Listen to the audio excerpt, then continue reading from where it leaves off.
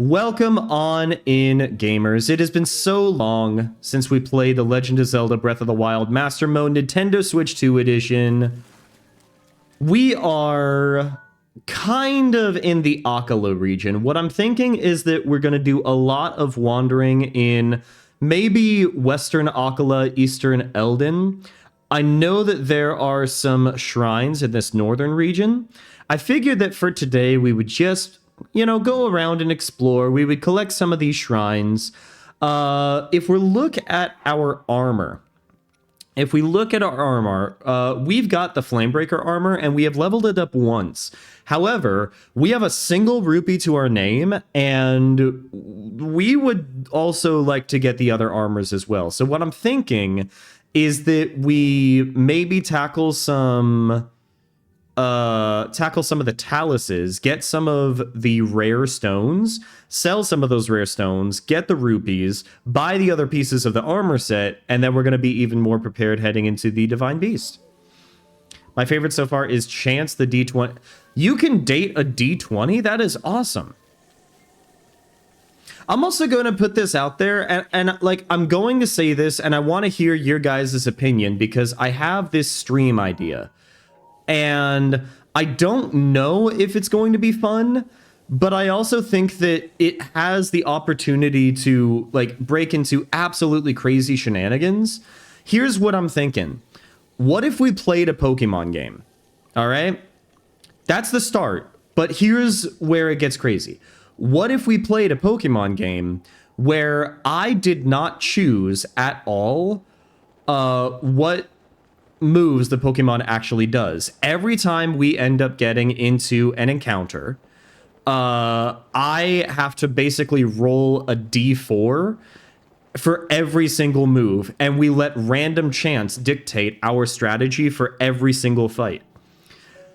I'm also trying to think of what we would do for determining which Pokemon we would be allowed to catch and whatnot.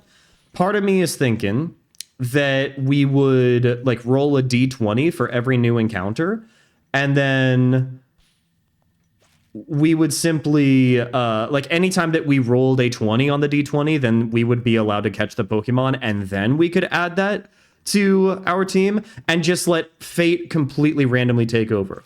My only concern with this format is if there is no strategy and we let random fate control absolutely everything, then is that actually going to be fun to watch? You just have to teach the Pokemon every move it learns. What I'm thinking is that instead of doing that, we would flip a coin to see if we would actually learn that. Or what I could do is I could actually choose the moves, so that way I can have a little bit of strategy. Of course, if we let fate completely take over, then it's basically going to be a coin flip whether or not we learn the moves. This is what I'm concerned about, because I want it to be a good watching experience. I want it to be a halfway good playing experience, but I do think that it could also be funny leaving things entirely up to chance. So, I don't know. There might be something there. Twilight Court says absolutely yes. So kind of like a salty DK Dan friend lock. I have no idea what that is, but I'm going to say yes. Let's go ahead and use the cheap shield, because what we're going to do, I feel like we should go to that shrine. Oh my gosh, it's raining in the game too. I love the fox. The fox is cute. Now we can head to that shrine, and then from there we can head due west. I say use a d4 and then apply the same rules as picking a move in combat for learning new moves. Whichever number you roll, that move gets discarded. You know what? That is fair. I choose whether we can learn the move, but in order for me to learn a move, I have to randomly get rid of an old move. Okay, all right. I could be convinced of that.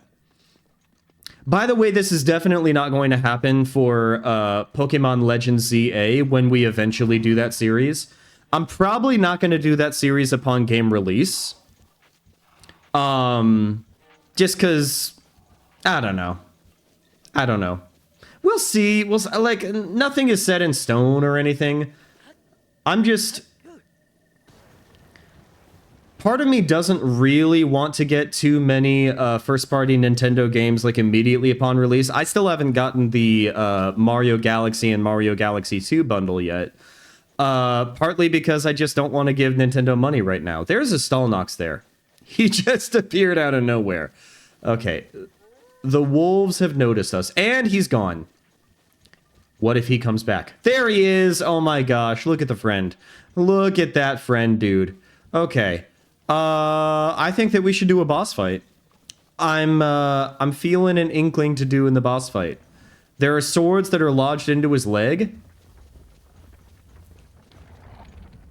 Oh, we have no arrows. Okay, okay. What if we do frost arrows? How does that not work? Okay. Okay, cool. Nice.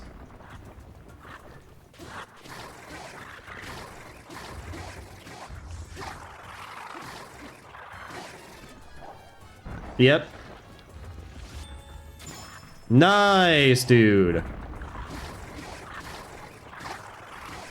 Legend Z plays like a fourth-person Xenoblade game anyways. I mean, kind of.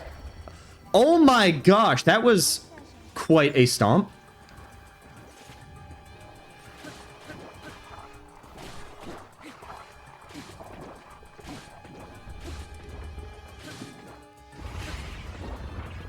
Okay. Okay, let's... I don't know about this one. Let's get rid of that.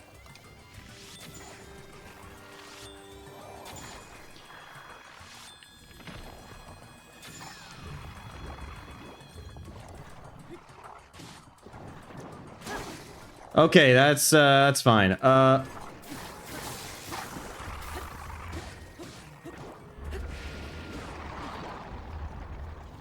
Okay, cool. Nice. Okay. No, you know what? We'll go ahead and add one of these. Add one of these. Absolutely. So the friend lock is... Oh, God. Maybe... Yeah, it's that one. The friend lock is basically what you suggested. His friends control his Pokemon with Nuzlocke rules. Oh, yeah. Okay. I dropped the Falcon Bow. I didn't mean to drop the Falcon Bow. I'm gonna get that giant boomerang. I'm gonna get that Hinox tooth. And that's all that we got. That's okay. I remember Alpharad doing one of those. Legends, yeah. Not Twitch Mobile glitching out and trying to send me to someone else's stream. Twitch Mobile.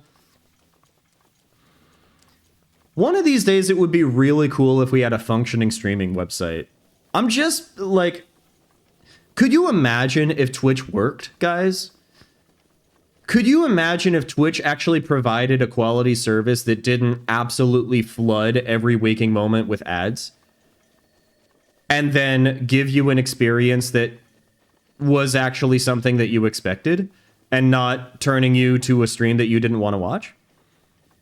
Counter awful Soul Lock. Soul Lock. Remind me of the rules for that again. Yo, Alyssa, welcome on in. I hope that you are happy, healthy, and hydrated. How you doing today?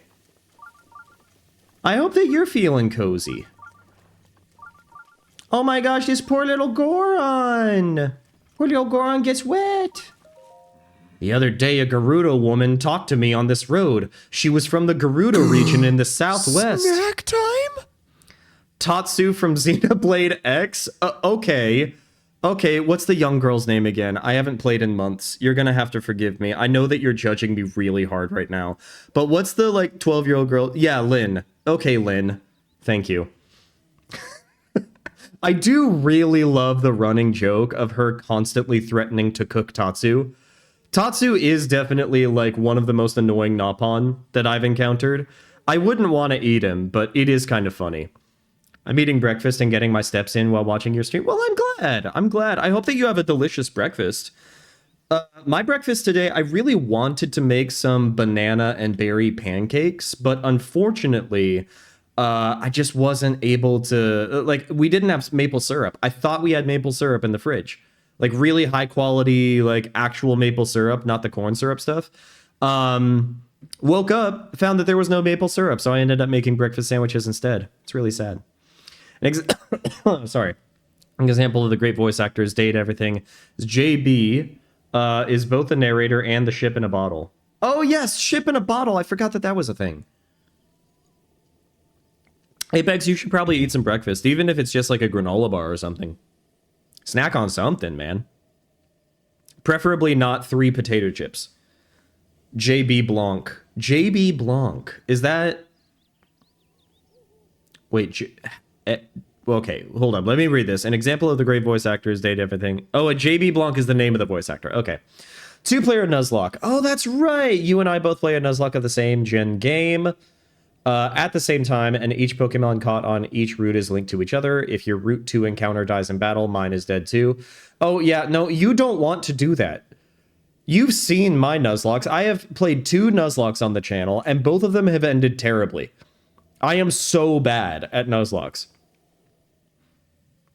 Oh, yeah, no, if it's almost lunch, then you might as well, like, do, like, a cold cut sandwich or a peanut butter and jelly sandwich. That's what you should do. A peanut butter and jelly sandwich. That's my strong recommendation.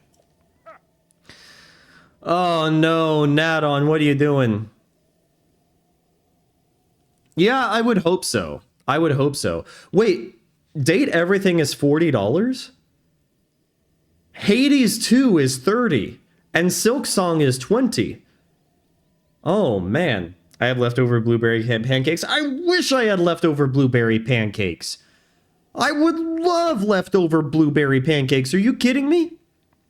Blueberry pancakes with a little bit of cinnamon, maybe a little bit of clotted cream. Oh my gosh. I think it, oh, in Canada. In Canada. Okay.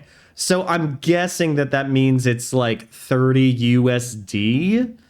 Let me look up this. I would be able to get, it's 30 USD, 35 for the DLC version here in the US. Okay. All right. You got it for like 25? Huh, okay. Maybe you were able to get a nice deal. She was so pretty. Her hair was as shiny as stone. Oh, it is on sale right now. Okay. That's nice. That's why there's a shrine. It's because there's a horse stable. Yeah, no, that makes sense. Did we get a horse in this game? I completely forgot if we even got a horse. I feel like we got a horse. I feel like it was 3 or 4 spurs worth of strength. Let's see what we got here for a shrine. Man, I just love the shrines in this game. I know that sometimes they can be repetitive, but, like, I like them. On my first playthrough of Breath of the Wild, it took me ages to find a shrine by the Farron stable. Really? Wait, what shrine is this? I did not read. Katosa Aug Shrine. Well, that doesn't help. I didn't realize what... Oh, God, it's one of these. Okay.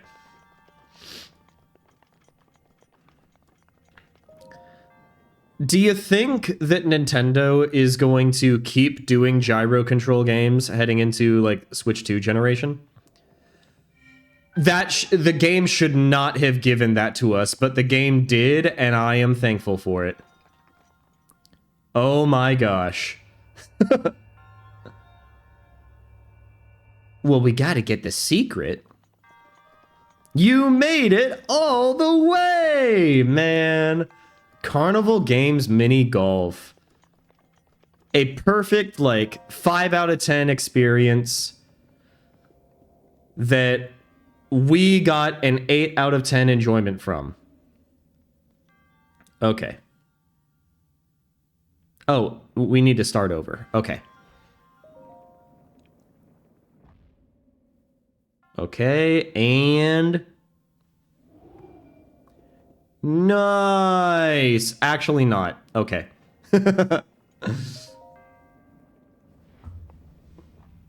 Flip. Yo! We made it all the way! Yeah! And that allows us... Oh, no. Okay.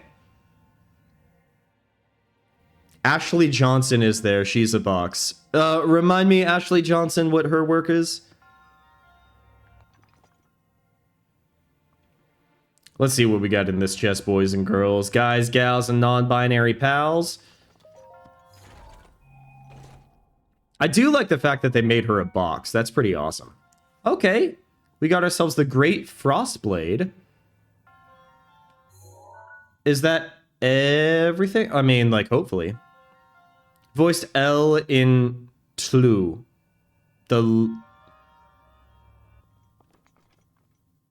The Last of Us. Okay. The Last of Us. Okay. Nice. That's a game that I have never played. It is sitting on my shelf. I have, like, the original remaster, if that makes sense. Because the original game was on the PlayStation 3, then they ended up remastering it for PlayStation 4 to bring it up to, like, I'm guessing 60 FPS and HD textures and whatnot. And then, of course, now they have The Last of Us Part 1, which is on the PlayStation 5, which is apparently, like, really good and high quality and everything, but, like, you could buy the PlayStation 4 version for, like, $20. I don't know how much it would necessarily be worth it. Snack time? Malic acid. A tomato dipped in malic acid. Isn't that just apple juice? Am I remembering this correctly? I feel like that's just apple juice. She's also Lake from Infinity Train. I am not as familiar with that. You are not? Isn't malic acid in apple juice, though? Isn't malic acid the acid that you get from apple juice? It's been a while since I've taken AP Chem. That was like all the way back in high school. That was the last time that I took a science class. Was AP Chemistry my junior year. Malic acid is... Well, yes, it's acid. Acid is going to be sour, but like very sour? Okay. All right. Well, I don't appreciate that, but I'll wipe the acid off and I'll eat the tomato anyways, and then I'll squeeze the acid into Beetle's drink, and hopefully he's fine. Worse than Warhead's candy set? Oh, okay. All right. Well, hopefully Beetle has the stomach of a champion. I'm gonna have to ask that you stop following me around. Who am I kidding? I love the attention. What are you looking for? What have you got? Well, not that I can buy anything. No? Let's see, do we have a horse here? No issues to report? That looked like a quest. Maybe we could do some quests. I don't have anything, like, too concrete on the schedule. Snack time? I would like a single Sour Patch Kid. I would love a blue Sour Patch Kid, actually. That would be amazing. Maybe a pink one, too, but the blue ones are pretty awesome. Oh, that's right. We have glue. I forgot that we named our horse Glue. Oh, man. See, the thing about Sour Patch Kids is I'm pretty sure that, like, only the outer, like, crunchy stuff is the sour part, and then the kid is actually sweet part. The watermelon ones are pretty good. We completely walked past the quest. I don't know what I was thinking. What is y'all's favorite fruity candy? Because I think that one's favorite fruity candy does say a lot about the type of person that they are. I really like Nerds. I'm a big fan of Nerds. I like Starbursts. And... yeah, I'm trying to think. I'm not really into fruity candy myself. I'm more of like a chocolate kind of guy. But Yeah, nerds, starburst, and I do also like the peach rings, but especially if they're coated in tahine. Lemon warheads will that it looks like you're trying to challenge life itself to a fight, Apex. And I wouldn't expect anything different from you. I love me some Skittles. Skittles are good. Skittles are good. I really prefer the tropical Skittles more than anything. The original, there's nothing bad with the original. All right, I like the sour Skittles, but the tropical Skittles are where it's at. Oh my gosh, wait, I love gummy bears. Oh my god, I love gummy bears so much, and gummy worms. Oh, those are so good. I completely forgot about those. I used to love lemon heads when I was a kid. Oh my gosh, when I was like in 3rd grade, that was like one of my favorite candies. I don't know what that says about 3rd grade me, but I loved them. They were like lemon drops, but they were way more sour. Yeah. I've been on patrol duty lately. The name's Hawes. Wait a minute! We know Hawes from Tears of the Kingdom. Oh my gosh, it's the same guy. I never ran into this guy when I was playing Breath of the Wild originally, but it's really cool to see him. Recently, I've been hearing about a suspicious guy named Kilton. Oh my gosh. Okay, yeah, Kilton. He's been making people around here uncomfortable with his suspicious and otherworldly activity. Do you know Kilton? My headcanon is that Kilton is just from Florida, and he's just like a normal Florida guy. Well, if you see any suspicious people, please tell me what they look like in detail. Really, if you see this Kilton character, please tell me all the juicy details. I'm counting on you. Okay. We can certainly do that. Love our kings getting higher up in their jobs. Honestly, yes. The fact that he was stationed all the way out in, like, remote Akala and then was able to be stationed in the castle in Tears of the Kingdom. It's nice to see that there were some improvements between, like, the 5 years of the games. The rest of Hyrule couldn't bother building buildings. Everybody's living in tents after 5 years. But at least he got a raise. I love all the little details in this game. All right. Let's see.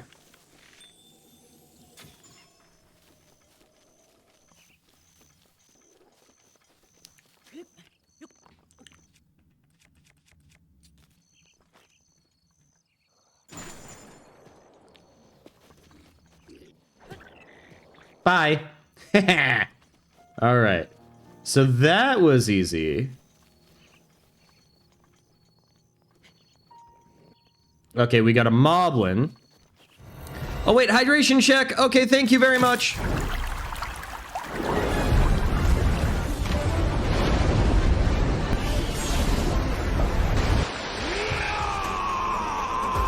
I just downed, like, almost all of my water in, like, my pint glass. So that's... my bladder is gonna absolutely love that.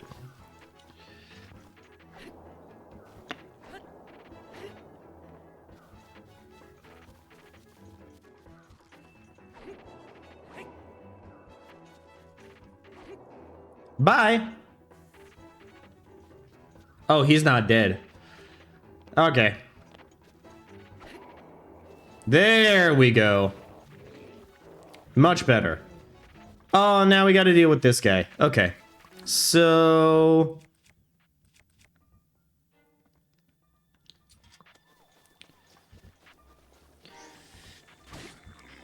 what if we just do that?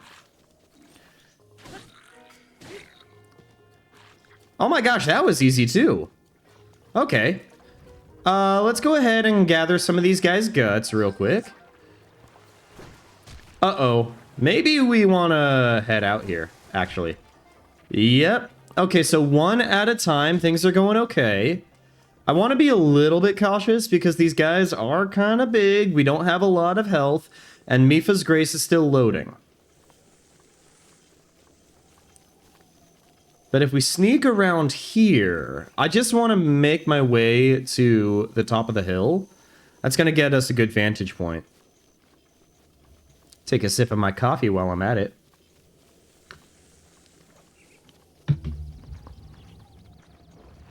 Oh god, it's these guys.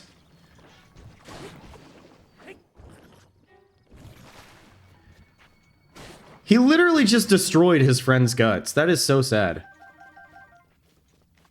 Okay.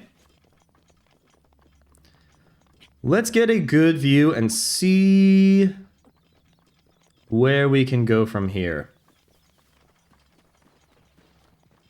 Follow-up question. Wait a minute. We got another guy. Bro just ate his brethren. I know.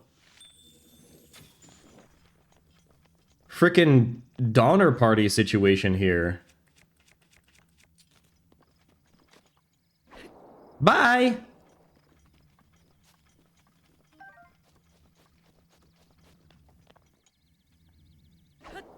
That was pretty good. That was pretty good. Alright. This is one of my favorite things to do in the game, honestly.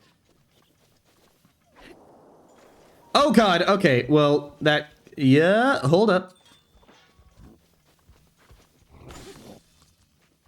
Okay. Yes. See, yes. There we go. Bye-bye! Oh no, it's still not a proper cliff. Okay. Oh, there is a shrine right there.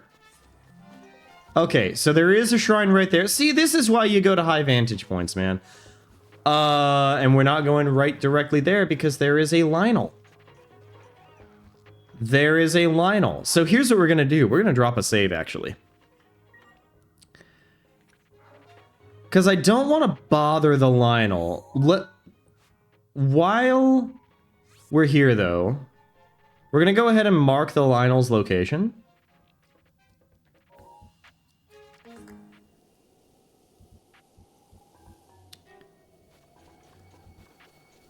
Huh.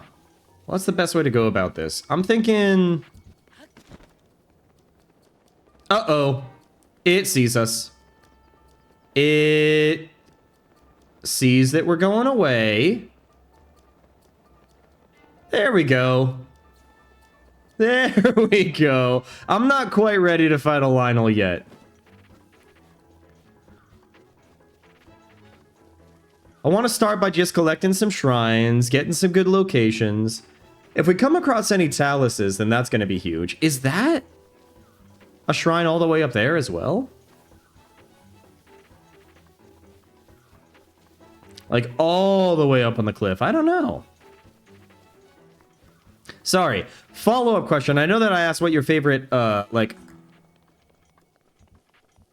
I don't know if I've asked this before. What your favorite fruity candy is. Do you guys prefer fruity candy or chocolate? Or like favorite category of candy? Because I'm definitely a chocolate girly. Both, yeah.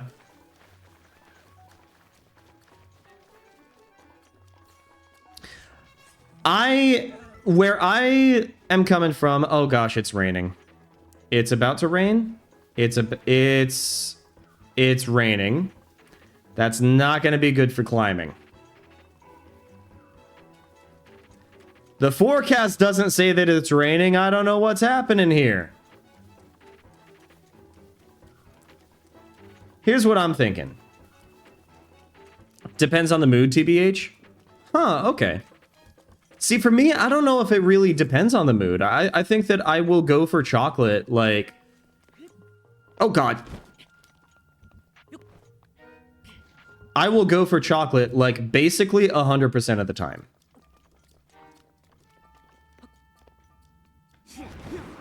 Uppies, everybody! We got Rivali's uppies! Can we get some uppies posting in chat? I'm not really a chocolate person. I love chocolate. I love the combination of bitter and sweet. Really kind of goes to show the type of people that I like hanging out with too, TBH.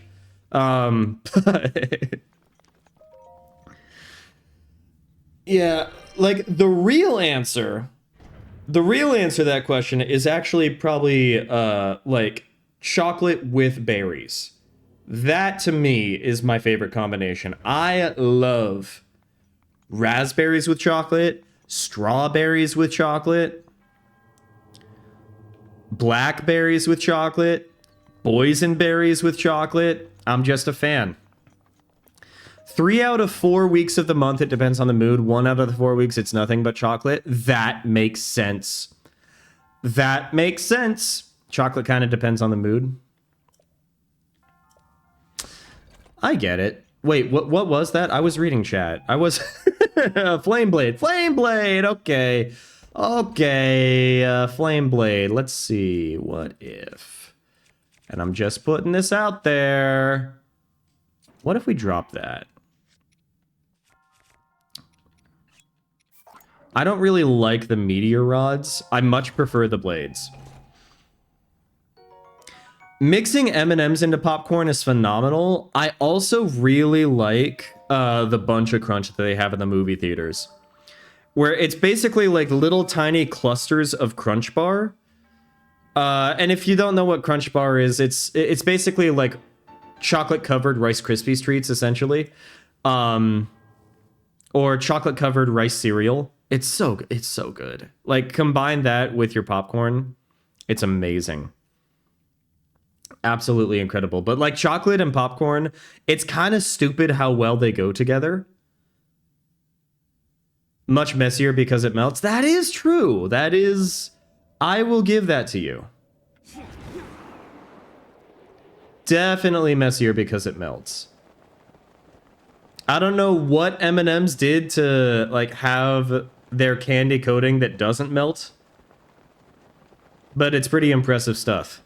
And it's apparently like a formula that they have had for years, and they keep it really secret. I don't really mix stuff into my popcorn. It's not for everybody, but it is definitely a thing for me. I really like the popcorn flavorings too. I love cheese popcorn. Oh my god, I love cheese popcorn. Yeah, seasoning on your popcorn is good. One thing that, like, I am not always in the mood for it. Sometimes ranch seasoning on popcorn goes hard. But if I'm gonna do a seasoning on popcorn, it is usually cheese. I like the kettle corn seasoning, but at that point, I'd probably just prefer to have actual kettle corn, you know? Tahini is good on popcorn. Tahini is absolutely delicious on popcorn. So is Tapatio. Tapatio is phenomenal on popcorn. Chicago-style popcorn doesn't have the right to be as good as it is. Yeah, that's the thing. Like, it's kind of interesting how, like, cheddar cheese and caramel go so well together, but it's also not completely surprising given the fact that cheddar cheese also goes really well with, like, apple and apple pie, and it, like, caramel also goes well with apple and apple pie. So it's kind of like these weird little trifecta kind of situations where the cheddar goes well with caramel, the caramel goes well with apple, and the apple goes well with cheddar. I don't know if apple pie with caramel would taste good with cheddar, but I would venture to say that it probably tastes good.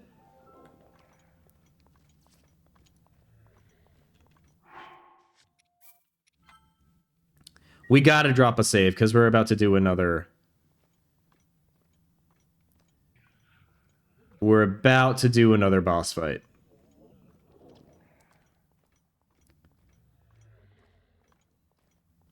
And it'd be really cool if we had Urbosa's Fury right now, but we don't. So we just gotta be kind of calm, kind of chill. Well, you know what? We are so messy because of our Flamebreaker armor. What are we doing? Let's change into that. That's going to be way quieter.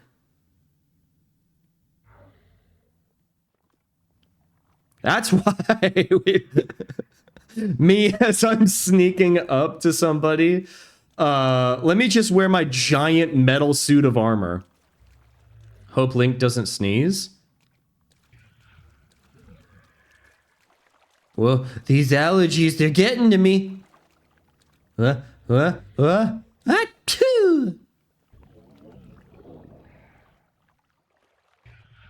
Okay, but that popcorn is also pretty good. If you buy any popcorn from like the Scouts too, we're about to head into that season.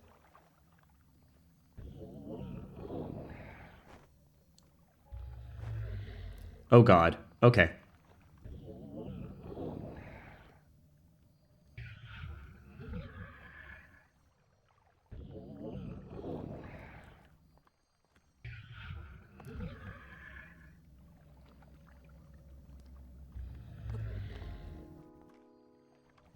Okay, I think we just woke him up, so I think we just gotta...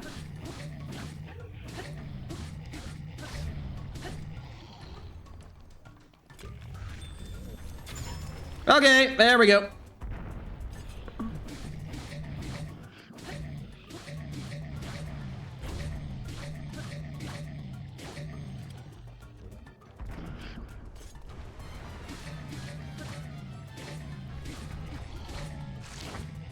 Oh God, he's licking. I don't like it, the fact that he's licking. That's gross, actually. Oh God! Oh, that was, Oh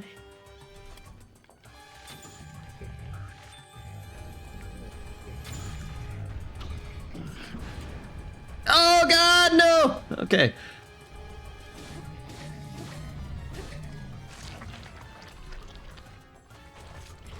Okay, you know what? Okay, Flame Breaker broke. Do we just... I think that we just do the Stone Smasher.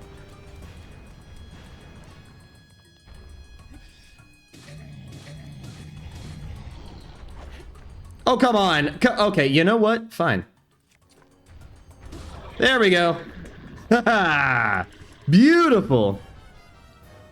The Scouts are living in front of my local grocery stores.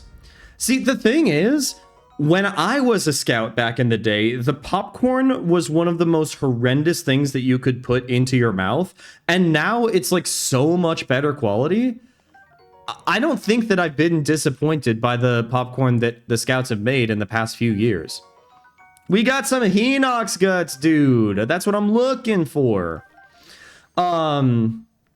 I love their chocolate peanut butter ones, and I love their chocolate caramel ones. Oh my gosh. There's another shrine. It looks like there's another shrine, folks.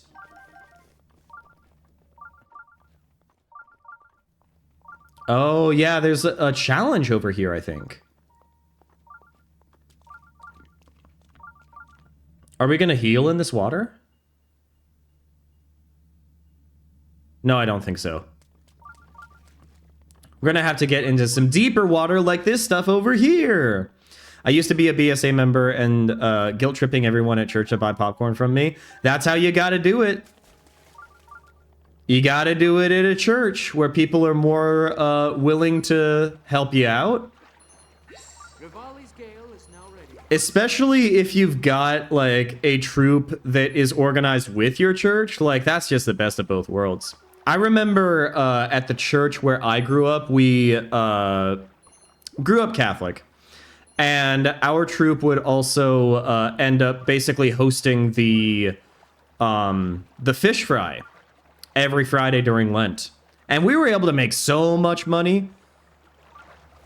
You want to know the best thing to do? You get like a tenderfoot scout, like the lowest ranking scout possible, or somebody that is like just starting off with scouts and they're the scout rank, entry level, and you have them going selling 50-50 tickets. We made hundreds and hundreds of dollars. It was awesome. Guilt tripping works, I'm just saying. The fish fry was not great, but also so good. The fish fry was not good quality fish. It was not good quality mac and cheese. It was not good quality anything. There were some people that actually ordered the coleslaw, and I honestly don't know why. But you know what? We made a lot of money, and I also have a lot of great experiences fundraising for that, and I wouldn't trade it for the world, you know? And like, I still ate a lot of food. When I was a teenager, I would down like 3 or 4 of those fish fillets and 2 different servings of mac and cheese. It was so good. Man. I remember those. It was very delicious.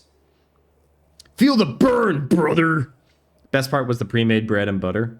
The pre-made bread and with the little tiny golden butter packets that you could like the little tiny individual things of butter, and you could tell that it's not real butter. It's probably margarine, but then you spread it.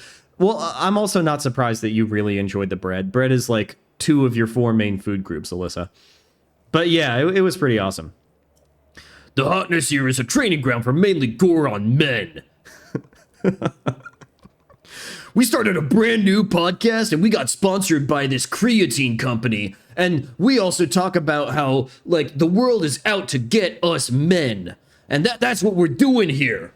We're climbing this rock, we're taking this creatine powder, and we're ranting about women. That's what these guys are doing. You ate everything that wasn't nailed down when you were a teenager. I did. I was a garbage disposal. We ended up going to like a salad buffet restaurant, and then I would have a salad that was basically 1.5 times the size of my head, and then I would eat pizza, and then I would eat soup, and then I would have a giant thing of soft serve ice cream. It was awesome. I also remember there was an activity that involved tying your shoes, and I had a meltdown because I couldn't tie my... Oh, no! Oh, dear. That must have been in Cub Scouts or something. Oh, man. That's rough.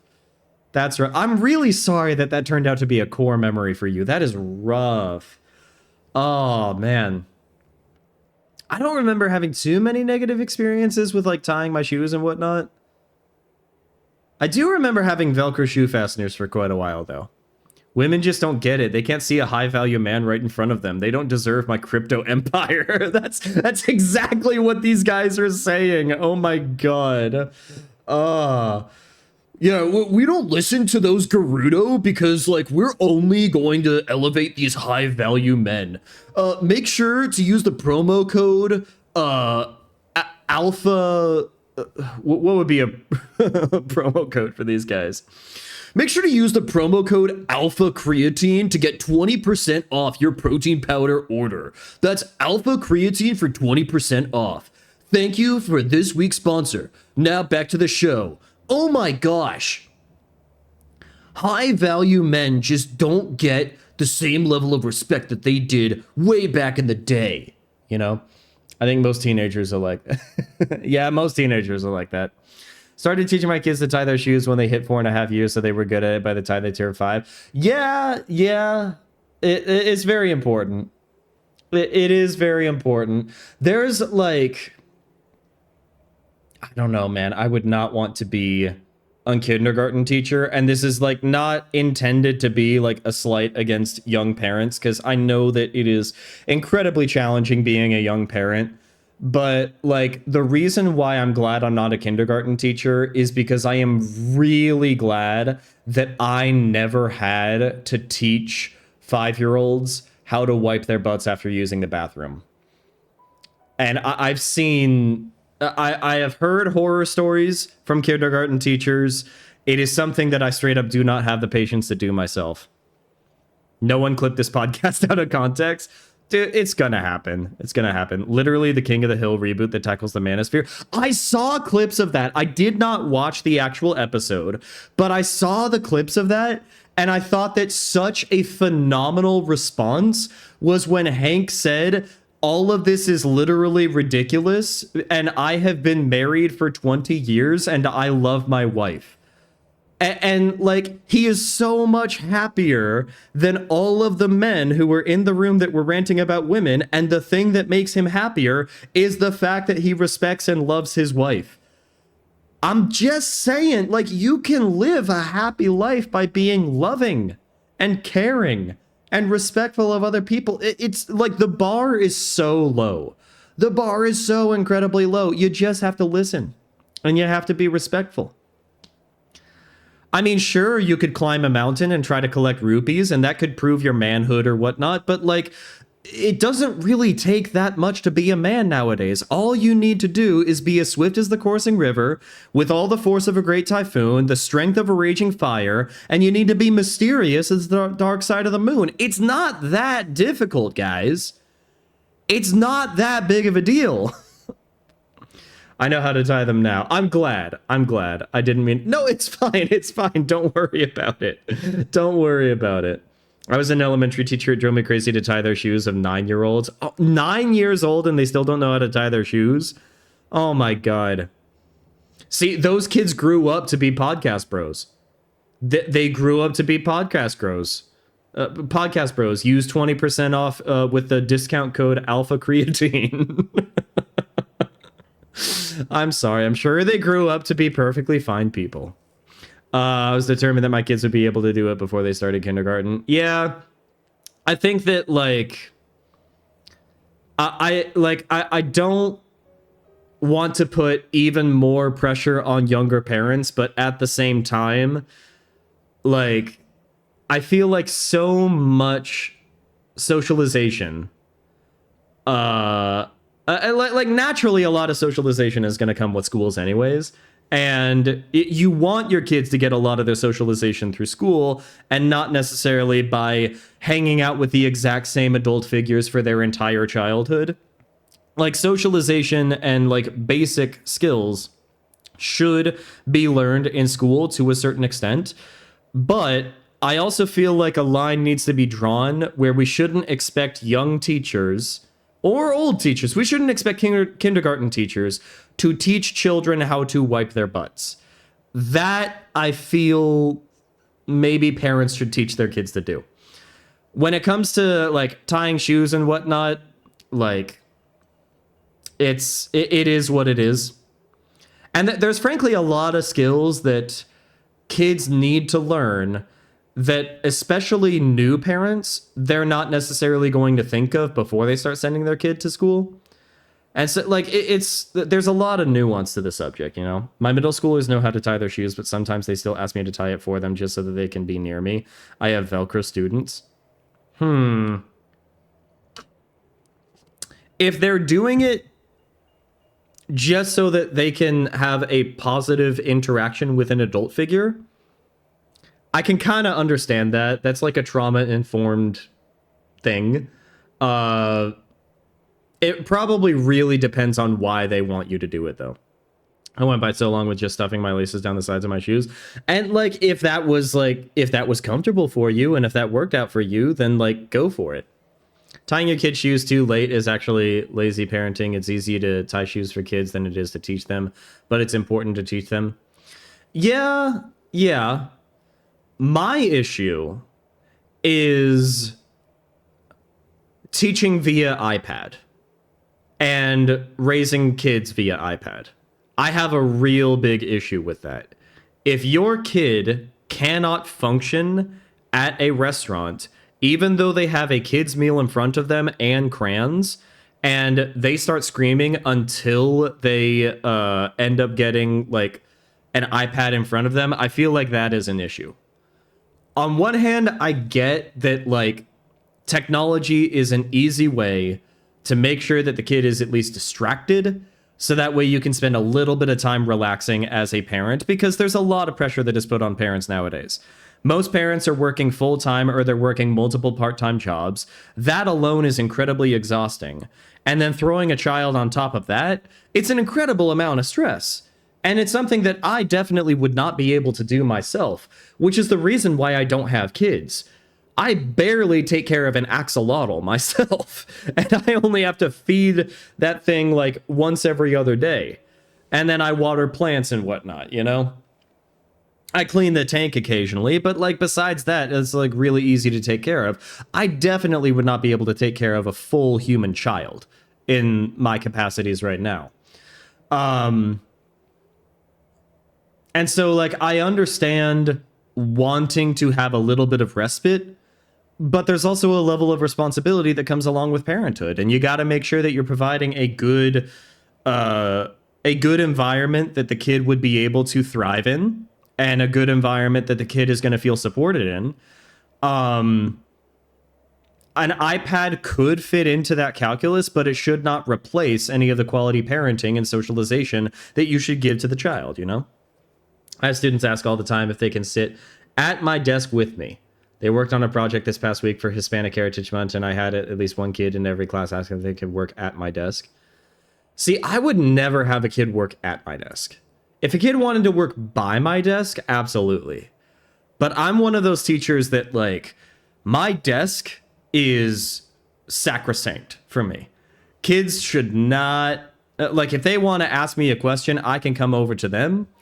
They should not cross the line that allows them to, like, get into my desk area. Like, I am very, this is my area and you cannot be towards it. I would be happy to help you at your area of the classroom. But I'm also I need this space not only for me, but also I literally have personally identifiable information that I have access to in the gradebook and whatnot. And you don't need to see that. So get away, you know? I don't have desks in my classroom. Yeah, if you don't have desks in your classroom, yeah, that's probably an exception. Yeah, exactly. No, I don't blame the kids. I do not blame the kids if they are iPad kids. I don't even blame the kids if they are like all the way like in middle school where I teach at and they still struggle with like attention stuff because they grew up with iPads in their hands. I don't blame them. Because A, their prefrontal cortexes aren't developed. All right? I should not pass judgment on people who literally do not have fully developed prefrontal cortexes and a lot of the time cannot even control their own emotional outputs. We should teach them the skills in order to manage their emotional like outbursts and whatnot. And we got to make sure that they handle their emotions in a healthy way. When it comes to distraction, no, like a lot of our attentions are being straight up cooked. It's not just the iPad kids. It is also millennials who are now just getting onto some of the like burgeoning TikTok trends and whatnot. And it's also Gen X and it's also boomers. I feel like everybody's attentions are being cooked because we're just constantly being bombarded with information everywhere all at once. And it is becoming more and more difficult to have the self-discipline to like turn the screens off and to just go outside, have a walk, and not even like listen to a podcast or something while you're going out on a walk, but just to like breathe in the air, smell the roses. And like, we've lost the art of being bored. That's what I feel. And I'm not the only person to say this, and I'm not unique in saying this, but we have lost the art of being bored. Being bored is so important for your brain because if you do not take time to occasionally detox from all of the dopamine flooding that is constantly infecting every piece of technology that we have, then you're going to like end up developing such a tolerance to all those dopamine rushes that you straight up like aren't able to respond to the same stimuli anymore. The things that used to give you joy and comfort are not going to provide those things anymore. You need to have balance between boredom and stimulus. You need to have balance between light and dark. You need to have balance between good and bad. Otherwise, all of life is going to become monotonous. And so, if you're able to raise your child in a way that does not completely hijack their dopamine system with tablets and with technology and whatnot, and you're actually able to provide like not only meaningful stimulus to help develop their young brains, but also meaningful relationships and meaningful memories that they're going to have as they're interacting with trusting adult figures in their lives. If you're able to provide that for a kid, then they're going to be amazing. But like if you just give them the iPad and you expect the iPad to do all the raising for your kid, then I'm sorry, your kid is not going to grow up socialized and they're going to like end up becoming addicted to the apps that are literally designed to be addictive. Like We are getting people who are 50 and 60 and 70 years old addicted to this technology. You think that that's going to be good to give to like a 2-year-old? I'm sorry, no, absolutely not. Guilty of YouTube using YouTube to teach when Twy was a freshman in high school. His dad was at work, you were at college, needed to tie a neck for a dance, and I sucked at it. No, that's okay. The thing is, like, YouTube can be educational. The issue is not the existence of YouTube.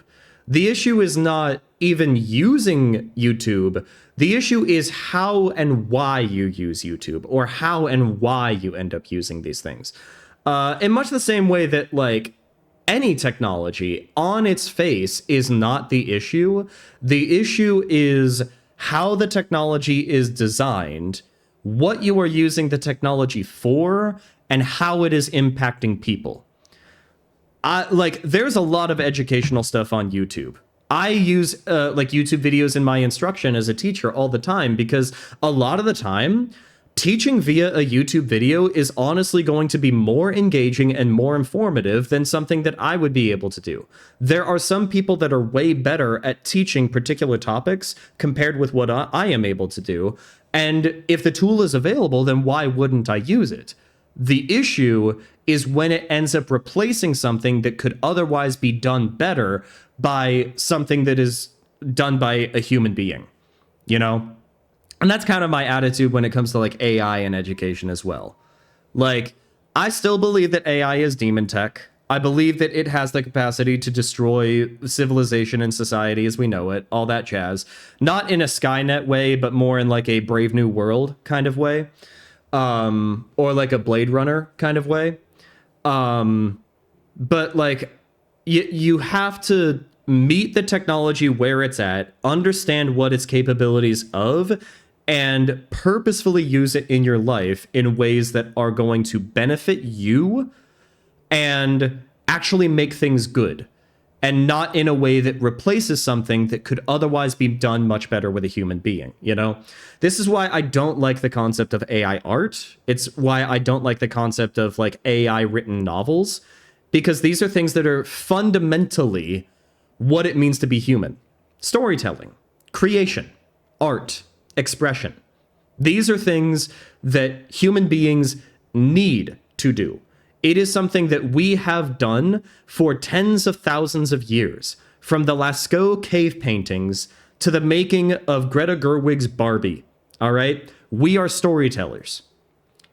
AI has the capacity to produce a lot of very human-like text, but if we become too over-reliant on it, then we rob ourselves of the ability to hone the craft of storytelling, expression, and art. If you end up using an iPad in order to raise your kid, then you end up dulling your own abilities and atrophying your own abilities to be an effective parent. Like, being a parent takes a lot of work. It is incredibly stressful, and you're not going to get things right every step of the way. But you're going to become a worse parent the more that you end up relying on technology to replace something that you would not be able to do better through your own trial and effort, you know? Definitely say no sometimes, and they respect that. My students are very good at understanding and respecting boundaries. That's good. If they aren't, I have a full conversation with them about consent and that no is a full sentence. It is. We love that. Good job teaching consent. Very important. They only get to be at my desk with permission, and if they are working at a project most of the time, oh, nice. One of my professors uses AI images in his lecture slides, and it makes me feel rage. My professors currently use AI images. And they don't even, like, it's so frustrating that, like, they're using AI images. On one hand, like, it is an educational technology course. It is understandable that AI is going to be an integral part of the instruction process. But they use AI images that are just straight up ugly and smudgy, and, like, you look at the finer details of the images, and it's clear that what's written on the what, like it's an image of a classroom, right? An image of a classroom that has students and teachers, and there are things written on a blackboard. But you look at the things that are written on the blackboard, and it's not even real letters. It's just smudges. It means nothing. And like when you have publicly available images that you would be able to use and cite off of a Google search that are much higher quality, why rely on the demon tech, you know? Took a long train ride with you, 884. Oh, nice, nice. Playing games on his phone the whole time. It reminded me to put my phone in my pocket and just stare out the window. That is so important. You gotta stare out a window. If you are traveling in another country or another state and you are taking a train ride, you gotta look out the window. You gotta experience the landscape, man. Do you think it's funny that the AI Ghibli trend a while back has made the AI images permanently have that yellow tint to them? It makes them a lot easier to spot. This is true. This is true. Yeah, like the fact that AI is now becoming like cannibalistic, the fact that AI is now being trained on AI produced results is just making things like worse in the long run. And I feel that if there is going to be successful AI programs in the future, then it needs to be based off of way better training data. And maybe the algorithms, obviously the algorithms themselves need to be tweaked, but like there are ways to do the technology effectively and ethically, and it's a shame that basically no AI company out there is interested in doing that, except for the one that Markiplier's wife is doing, interestingly enough. I don't know if you guys heard about that. But, yeah, no, it's bad. The industry is bad. And, like, I don't like using it, but I also am burdened with the responsibility of teaching kids the skills that they need in order to be successful later on in life. And AI isn't going anywhere anytime soon.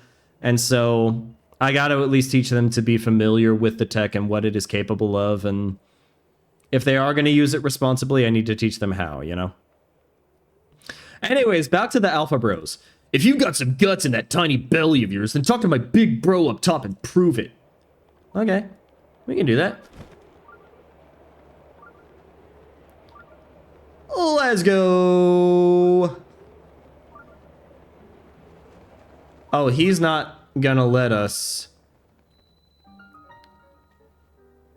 He's not gonna let us. Yep. Brutal! Brutally rude, Tiny Hylian. This sacred platform is only for true Goron men, as decided by the Goron blood brothers. So shove off now, brother. If you want respect, you gotta train hard to earn it. Alright, let's talk with him. Pump it up, brother. By the gods, I love me some muscle. This right here is our hardcore training ground, String Bean. That's the other thing that's really hilarious about the Alpha Bros. I really love how all of the alpha men out there are obsessed with men. And obsessed with big, burly, muscular hunks of men.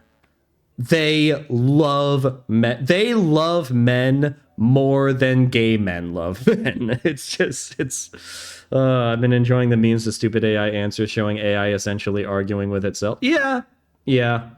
No, those are fun. I also really like, one of my favorite generations of AI was like when Gemini first came out and you could ask Google who invented the backflip and it was John Backflip was the answer. That's still one of my favorite things. They love men so much. They do. They love men. Well, okay, they love the aesthetics of men. They don't love men in their totality and in their complexity and in their nuance and the things that make us beautifully and wonderfully human. They love muscles. They love sweat. And they love the aesthetics of masculinity, but they don't love men. So I want to be careful with what I'm saying here, you know? They don't love men, they love a very strict concept of masculinity. They would never kiss their homies goodnight, but they sure think about it. Yes, they do. Please move. I ain't moving a muscle, brother. Not a single well-defined muscle. This is a special platform. Sacred even. Only real Goron men is decided by us three Goron blood brothers are allowed. Besides, my littlest bro is on the middle of training right now. A brother does not interrupt a brother's training, brother. That's the other thing about alpha men, man. Like, they're so exclusionary. They're so exclusive. Alpha bros are so incredibly clueless about what straight women and we aren't all the same actually like about men. This is true. They want all the Spartan culture except for they want all the Spartan culture except for the gay part. This is exactly what it is. You hit the nail on the head. They want the Spartan culture, but they don't want the gay part. Yes. You do really seem like a man of action. Almost like you have a Goron air about you. I like it. So what are you waiting for, brother? Get training. You can clear our hardcore training program. I'll move out of your way. Good answer, brother. We're going to shred you to pieces, little man. Prepare your tiny self. Let me explain how this hardcore training works. The rules are dead simple. Simple as a deadlift, brother. One thing that I'm very curious about, I feel like you can tell a lot about a person by asking what their favorite Greek deity is. Because I feel that if anybody says that their favorite Greek deity is Zeus, then you need to run away from that person. If their favorite Greek deity is Poseidon, be very, very careful. If their favorite Greek deity is Athena, then they're probably kind of pretentious, but they're also probably relatively chill. And I'm saying this as somebody whose favorite Greek deity is Athena. All right, guilty as charged. If their favorite Greek deity is Artemis, then they are either like the chillest people that you ever meet or people that you really need to like worry about, honestly. Like I would worry about them in like making sure that they have like solid mental health and they have good coping mechanisms and whatnot, you know. If their favorite Greek deity is Aphrodite, I would need to learn a little bit more information about them. If their favorite Greek deity is Hermes, then I would say, okay, you know what you like. All right. If their favorite Greek deity is... trying to think of other really big and famous ones. If their favorite Greek deity is Dionysus, then they're the chillest guy.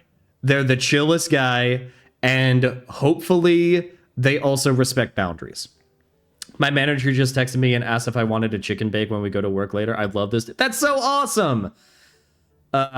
Yes. Oh my gosh. You know, I love a good chicken bake, and I'm glad that you have such a good thing going in your new line of work. It's awesome.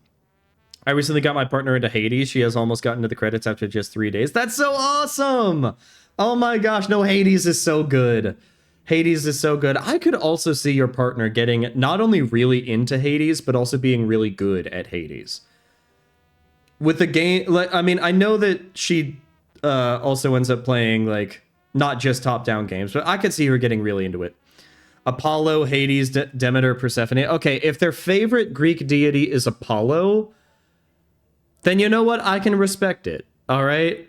Definitely not my first choice, but, like, shine on, you crazy diamond. If their favorite Greek deity is Hades, and the reason why is because of the Hercules Disney movie, then we're going to be best friends. If their favorite character is Hades, and it's not because of the Disney Hercules movie, I'm curious why they're choosing that. It's not necessarily a red flag. Like, it's a gray flag situation. If they like him because, oh, I just like being evil, then I don't know about that. Because, like, Hades was not necessarily evil. Hades, if anything, was kind of, like, misunderstood as a character, especially as he became more popularized in Western culture. Like, if they like Hades because he is misunderstood, I could go with that. Demeter. Now, that's interesting. If their favorite character is Demeter, then they're probably really sophisticated, but they try to downplay it. If their favorite Greek character is Persephone, because is Persephone a deity? I feel, yeah. I mean, like, is Persephone a deity or like a demigod? Either way, Persephone,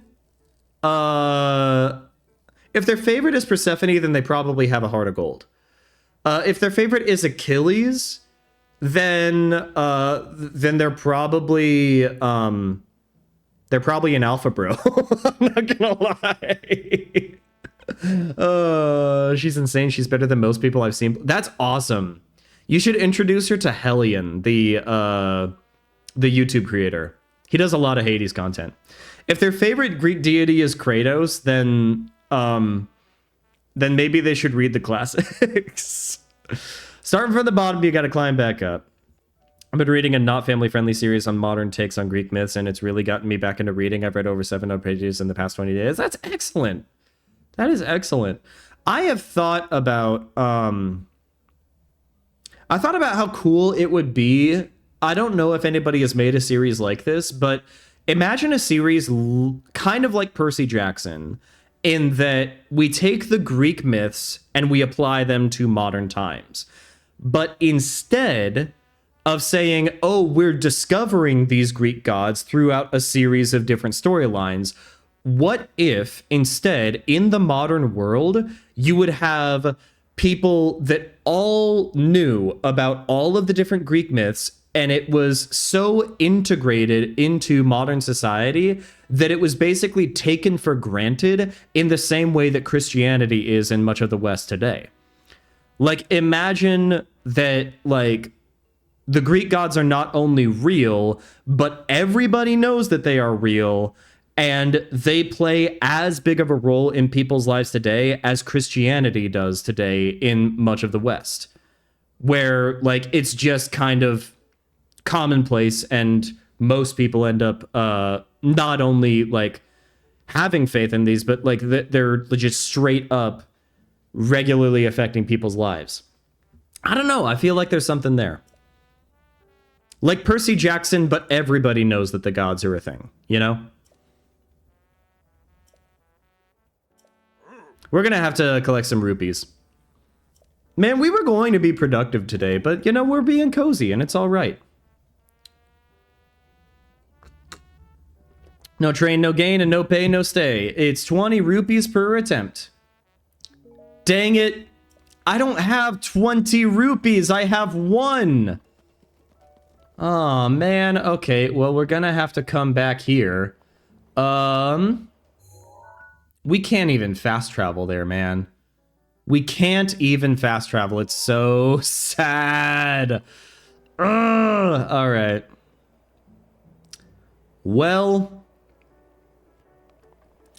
let's go ahead and make our way over here, and we keep heading westward. Yeah, it is what it is. Let's see if we can tackle, like, a Talus boss fight. Because if we can tackle a Talus boss fight and get some... Wait a minute. Wait a minute. Yes. What if we do this?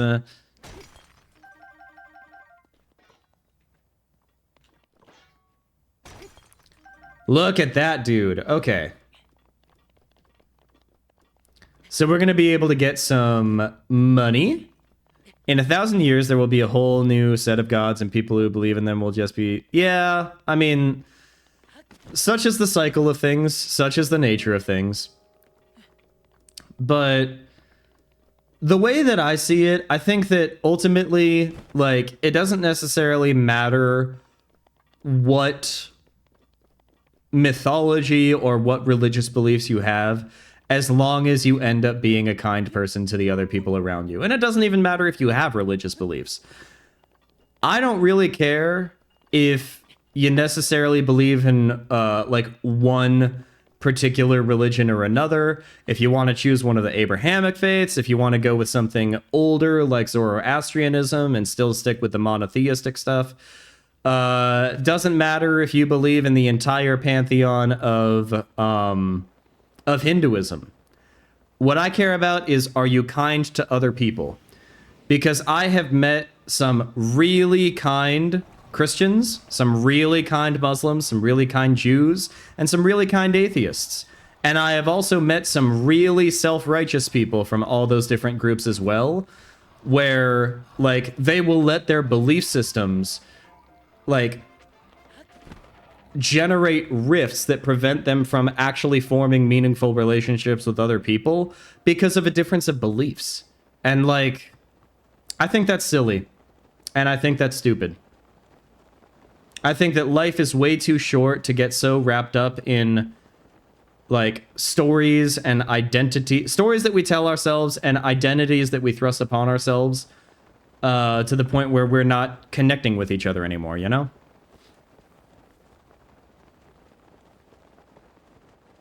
Exactly. Exactly. That's a great way of putting it. Don't hold other people to the standards that you set for yourself arbitrarily.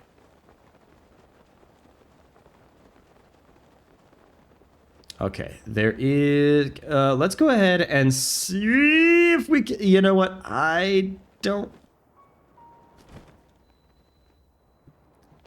Oh! Wait a minute! That was clutch. We landed on the absolute tip of the nose. Oh, Lord. Can we also talk about how sad these Leviathan structures are? Thank you, Alyssa. Thank you.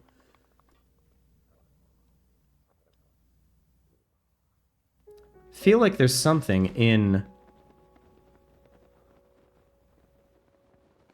There's something in here, right? There's a great flame blade. Wait a minute.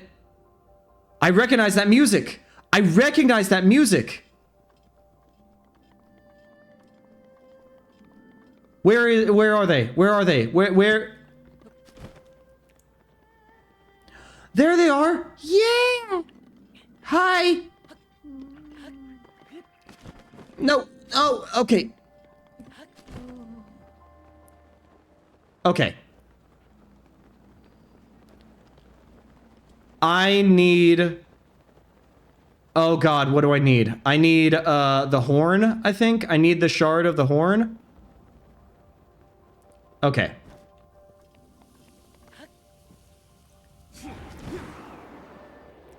Oh god! Okay, well that was horrible. That was horrible. Oh god. Okay, Tears of the Kingdom implications of the 3 I know. I know. Oh god, it's going away. It's going away. And there's a Lionel there. What if we just do that, right?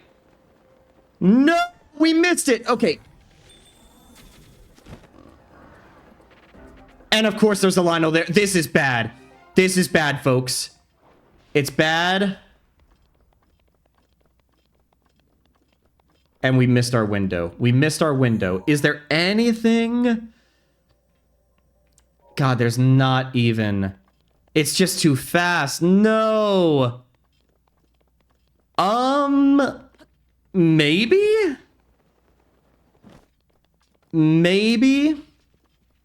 I don't know. This is me being a very sour person, but I feel like that should have been revealed in Tears of the Kingdom proper. And I don't think that they should be locking that information behind the paywall of a $70 game that should have provided better story. That includes the story that should have been provided in Tears of the Kingdom. Does that make sense? Like, I'm probably not going to get the game immediately upon release. I'm going to wait until I can hopefully get it on sale. But we're going to see. Man, that is a real bummer that we completely missed that opportunity. We are so low on arrows. What if we lift this guy up and we throw him? What if we lift this guy up and we throw him? And then what if we do the same thing with this guy? What if we lift this guy up and then we throw him? I'm just putting that out there. No serious gems or anything. No, but to answer your question, I really hope that we do get it in Tears of the Kingdom. I just would have preferred to get that in, Age of Imprisonment. I just prefer that we would get those answers in Tears of the Kingdom. And Maybe in the Breath of the Tears of the Kingdom Switch 2 edition. One thing that I thought about as I was setting up stream today, I'm actually kind of upset that we never got a master mode in Tears of the Kingdom, especially seeing as we got a Nintendo Switch 2 edition of Tears of the Kingdom that is $80. You're telling me in the $80 version you wouldn't be able to add a master mode? That's just... I don't like that. I'm not seeing any shrines.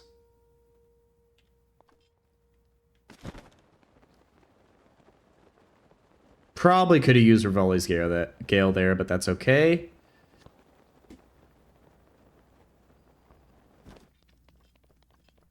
I feel like there's got to be some other shrines.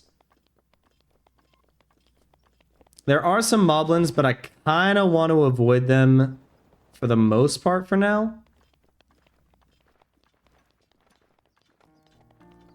Can we get, like, how many... Let's see. We've got 3. We only need 1 more shrine in order to level up our hearts once more. And I do think that we want to level up the hearts before we end up moving on to leveling up the stamina. I mean, we got some trees. Oh, yeah, the forest is really close to here. Let's head on top of this pillar real quick and see if we can get a good vantage point. I'm going to go ahead and drink a coffee. Make sure that you're staying hydrated, everybody, also. I appreciate the hydration check that was said earlier, but hope you're also having a nice, fun beverage, not just one that is water. You got to treat yourself every now and then. Ooh, no, this is a big pillar. Okay. I could have looked at the mini-map and realized that, but that's okay. Wobble, I need your advice on my next big game. Persona 5, Fire Emblem 3 Houses, Blue Lion's Root, or Ghost of Tsushima. Ugh. Okay. I'm not going to give you a definitive answer. Just straight up. Ghost of Tsushima is probably going to take about 40 hours, so it's not that big of a game. It's a big game. If you want 100% it, it's a huge game. But, like, I wouldn't necessarily... Like, you could probably squeeze in Ghost of Tsushima and it not be that big of a deal. I wouldn't worry too much about it. I think that the real question is Persona 5 versus Fire Emblem 3 Houses Blue Lion's Root. My recommendation between the two, because I know how much you absolutely love Fire Emblem 3 Houses. I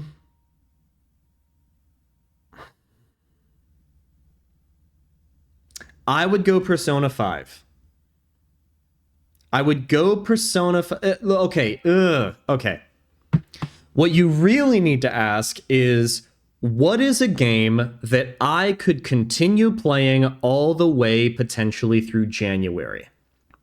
Because Persona 5 took me basically like 3 to 4 solid months of playing a couple hours most days in order to beat.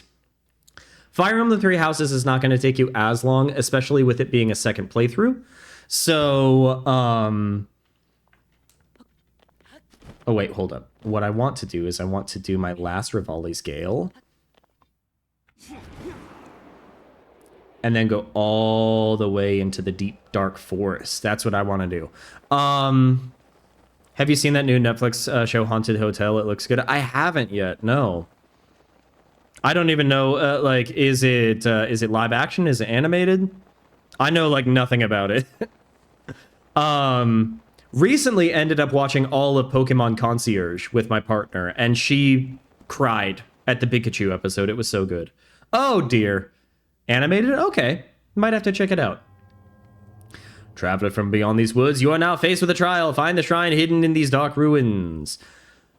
Okay,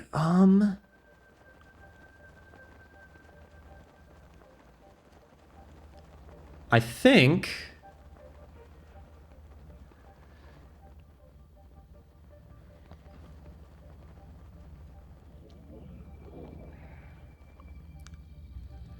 here's what we do. All right. I hope you guys see what situation we're finding ourselves in.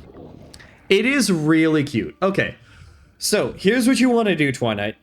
You need to think, what is the game that I am willing to play potentially all the way through December or potentially all the way through January? If you are willing to make a commitment all the way through January, go Persona 5. If you are thinking only December, do Fire Emblem Three Houses. Both are incredibly good games, but like Persona 5 is so good. It's so good.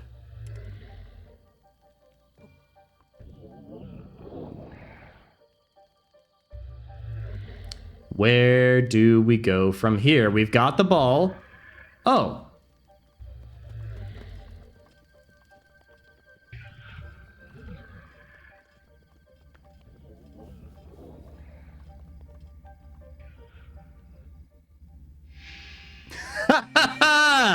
Look at that. We didn't even need to do any combat, man. Perfect.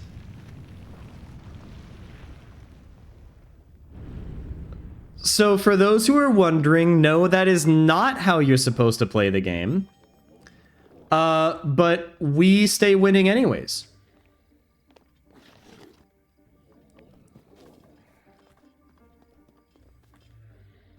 I think we're just gonna kind of sneak over there.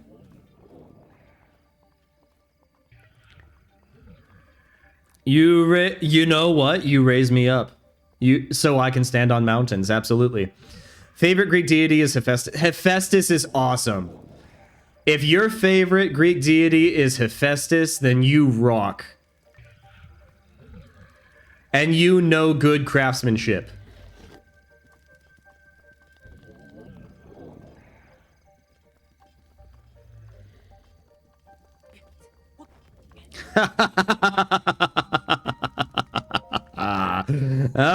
Yes.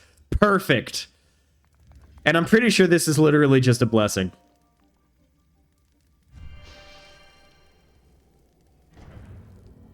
Let's go ahead and check it out and confirm my suspicions. Yep. This is how we stay winning, folks. This is how we stay winning.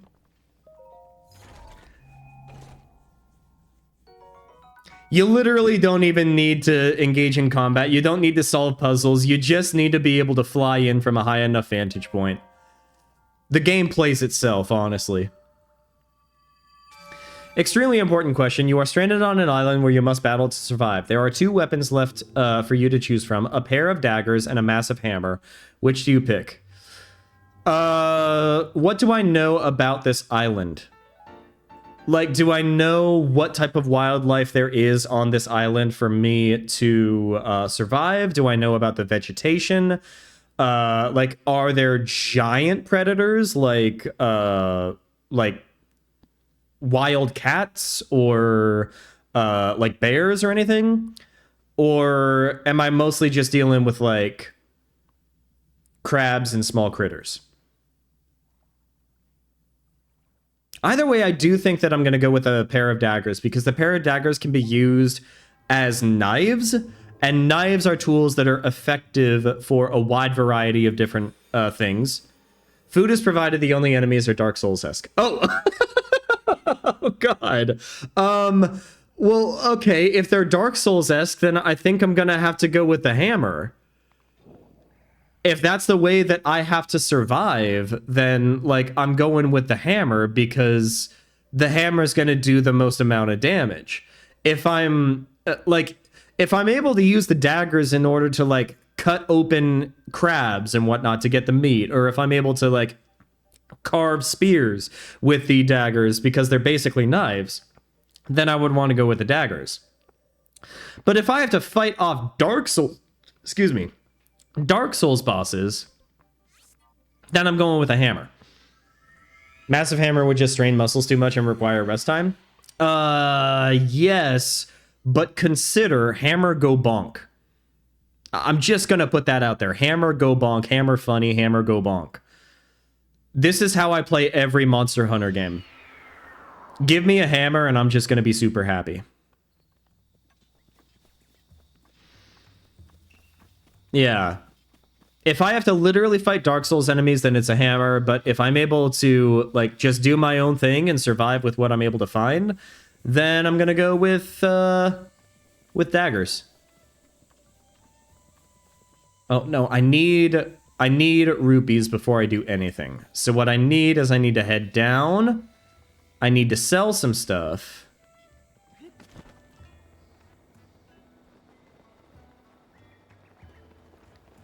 Oh my gosh, it is so nice to head into Kakariko Village and, like, have it be a stable frame rate. It's just so good.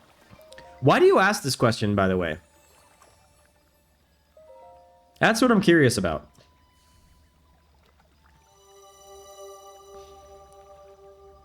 Well, we're over an hour and a half into stream, almost 2 hours, but we finally got our heart container. Here we go. Tinkatun versus Ceruledge. Oh! Pokemon is not Dark Souls. Pokemon is not Dark Souls. Reminder that since Amy Rose's main weapon is a giant hammer, she's one of the strongest members on the Sonic game. Yes, you know what? That is technically correct. Young folks in this village don't have much use for a bow. It's a thrill to see a young lad like you come into the shop. I want to sell. I want to sell. Let me sell. I'm going to sell that. Also, I'm starting the Elden Ring DLC and plan on respecing. Oh, okay. Yeah, if there's anybody that you can get solid Elden Ring advice from, it's definitely me. You should definitely put all your faith in me when it comes to Elden Ring advice. I definitely know what I'm doing. Okay. So now we have like 781 coins. I think that we're fine. What if we... Let's head back up. One of these days I'll actually, like, play and finish Elden Ring. I haven't made it past Godric the Grafted. Where I last left off, I was about to beat Godric the Grafted. But that's when I gave up, and I ended up doing different games instead. Oh, yeah. Who knows? Maybe I would actually play it more if I bought it on the Switch version and I played it at 12 FPS. I don't know. Never say never. Part of me is thinking about getting Final Fantasy VII Remake Intergrade on the Switch, though, because it looks pretty good on the Switch. It looks like it runs pretty well.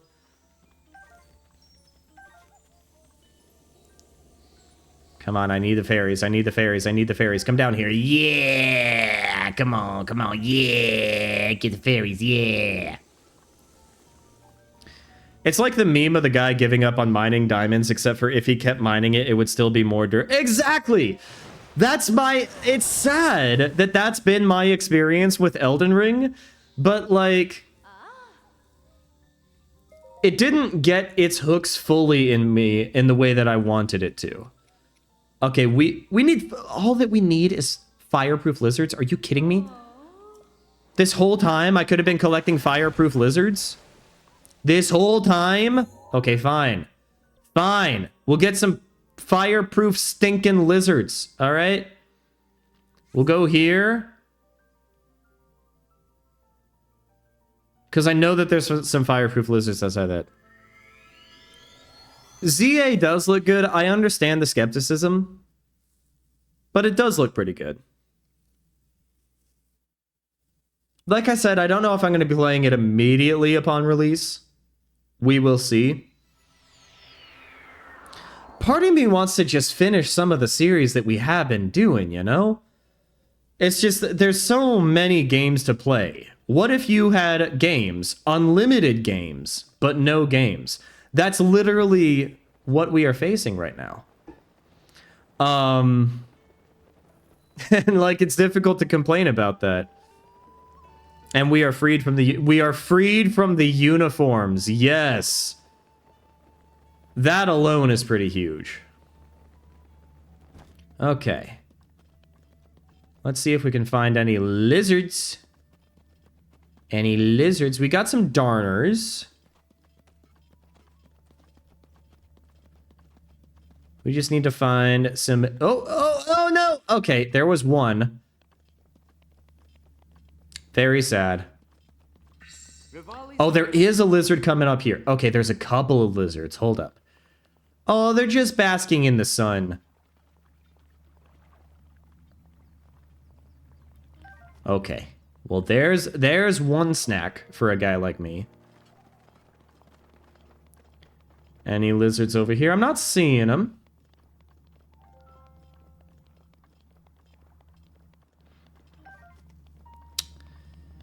One game that I am going to be playing on release, and you guys can definitely expect that on the channel, is Kirby Air Riders.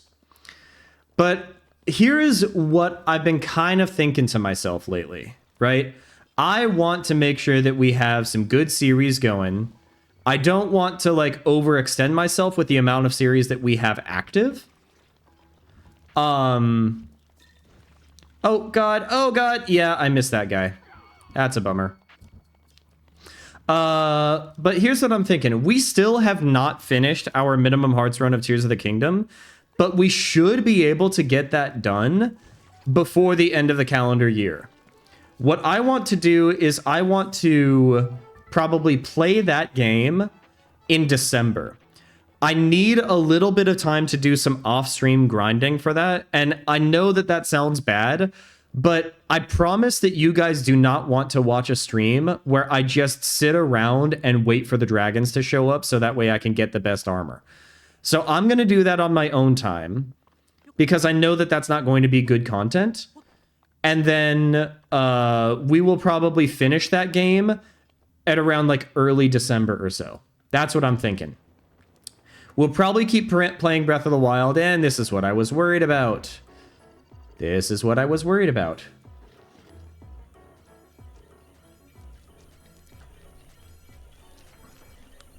Hi, guy.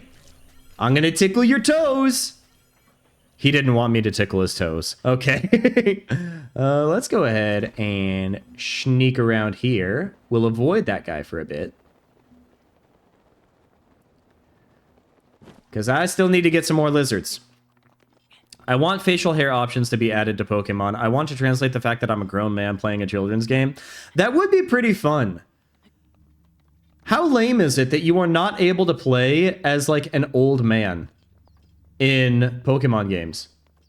Or an old... I would love to play Pokemon as a grandma. Are you kidding me? That'd be so much fun.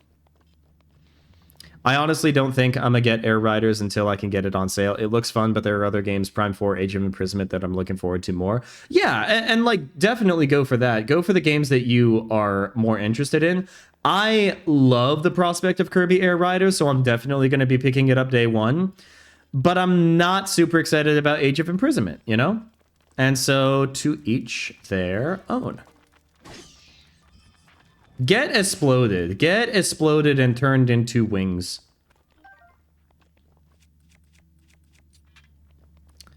Got some luminous stone here. It's just nothing but luminous stone. I know it's late into stream, but this is registered for me. I hear no game audio. The game audio is showing up. Are the rest of you hearing? Okay, Jim can hear it. Maybe you're just being silly, Alyssa. Perhaps turn it up. We're going up, up, up. It's our moment. Even together we're glowing. Gonna be golden, you know? That sort of thing. From the hands-on reviews I've read, Age of Imprisonment is apparently really... No, and like, I trust that. I trust that to be the case, but like, I'm just not as interested in it as Nintendo would probably want me to be. Okay, fine. I didn't want that anyways. I wanted to get the Korok seed down here. It's just the last time I ended up playing Age of Calamity, I ended up playing so much that I got burnt out on it. Which is really sad, because like the DLC was good and everything, but I definitely got...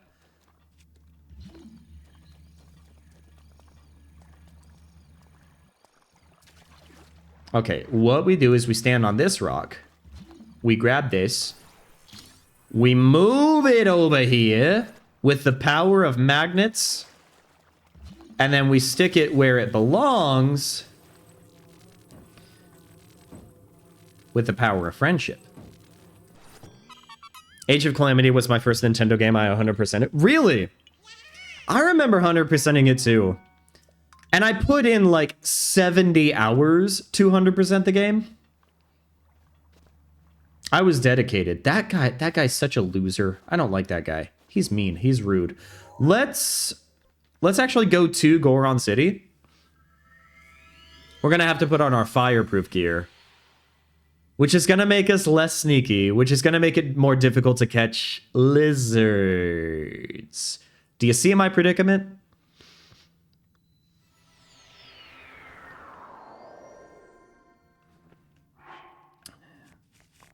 Yeah, Link is not very happy right now. We do that. We do... No. That. And then we do that. There we go.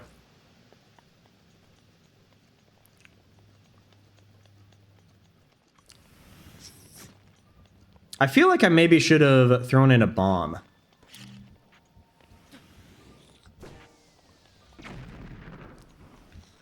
There we go. That's lovely. Octorok Tentacle. I don't trust Nintendo to not make it non-canon last second like Age of Calamity.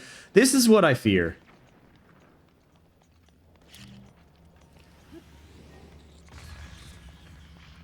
I definitely fear that. I feel like this is too intense for the fireproof lizards. Maybe what we want to do is we want to head just outside of Goron City.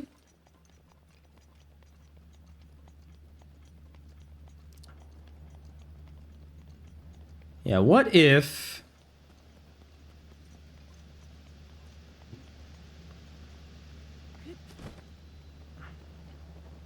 What if we head here? We got into the gust of wind.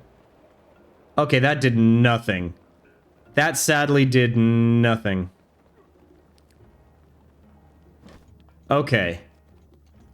While we're here, let's go ahead and see if we can buy any of the other fireproof armor. This one is $700. And that's $2,000. That's crazy, dude. That is absolutely crazy. I like to believe that Age of Calamity is canon and Nintendo just likes to mess with people who are obsessed with the Zelda timeline. That is the most blessed option. That is definitely the most blessed option, because the thing is, like, I don't think that there is a Zelda timeline. I think that there are some games that are related to each other, and there are other games that are clearly not related to each other. And I think that people get it mixed up that it is literally called the Legend of Zelda. And legends are sometimes going to get things wrong. As we end up passing these legends on through generation to generation, yes, we're going to get things wrong some of the time. And it's not a 100% accurate retelling of history.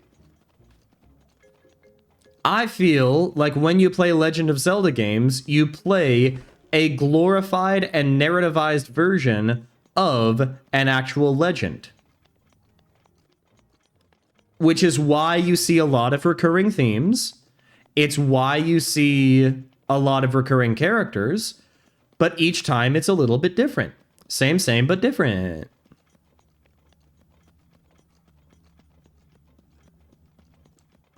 I think Breath of the Wild and Tears of the Kingdom are just in their own timeline. Yeah, and what's weird is that like Breath of the Wild and Tears of the Kingdom are very clearly related to each other. They are very clearly the same Hyrule, and Tears of the Kingdom references Breath of the Wild all the time, but not all the time, if you get what I mean. They reference Breath of the Wild a lot, but not in ways that make canonical sense for people who like 100% of the original game. There are characters that definitely should recognize you, but don't.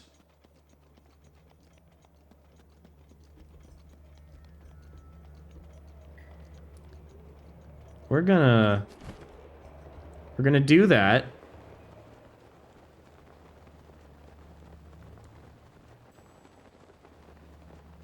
We need to find more fireproof lizards. I need to find the best spot to find these fireproof lizards. Oh, we've never been to the southern mine before. I suppose that we could take a gander at this one.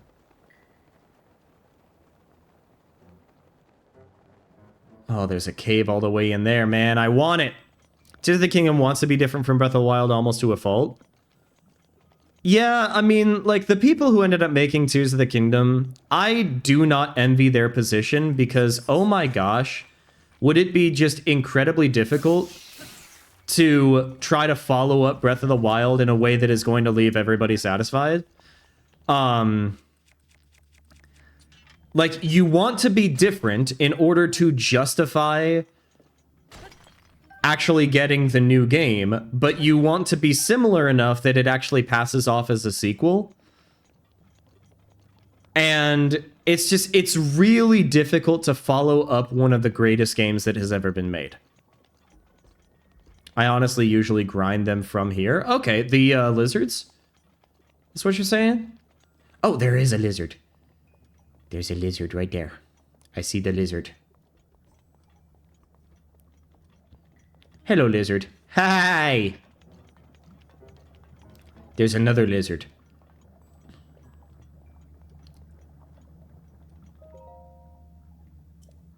Not what I meant to do. There we go. There's another one right there. Man! Not only are we getting lizards, but we're going to be able to get, like, rocks. Dude. It's a perfect autism afternoon. Catching lizards and collecting rocks? Dude, I can't imagine anything better.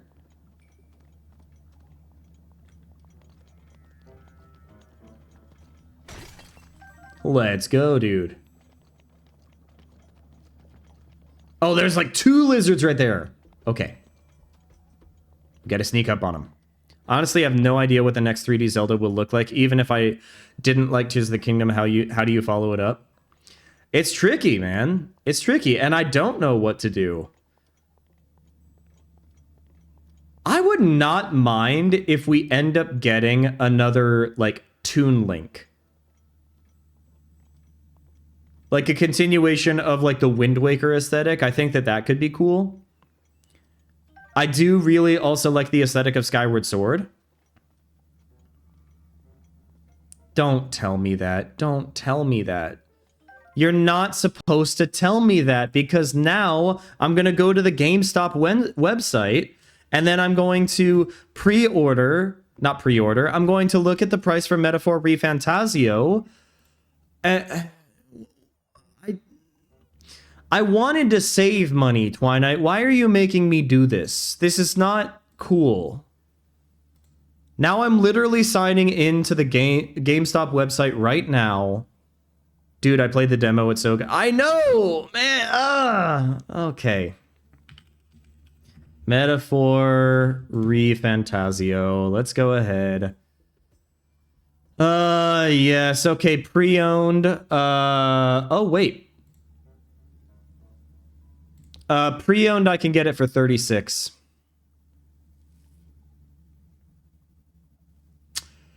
Yeah. All right. I'll keep that tab open. I'm not going to buy it right now in the middle of stream. I have lizards to collect, but you know. Do you have something about GameStop, Jen? Oh, that guy's gone. Okay. Give us your credit card info? No! Actually, I would prefer not to. You hear about the abysmal shine? I did hear about it, but I don't know any of the details. I know that it was horrendous. I don't know why it was horrendous. I don't know what actually happened. Dude, nothing but respect for these hardworking Gorons. It's Grayson!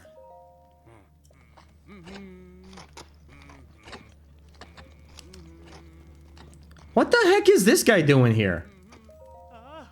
Oh, hey, perfect. You showed up just the right time. I'm on my way back to Goron City, but I forgot to buy souvenirs.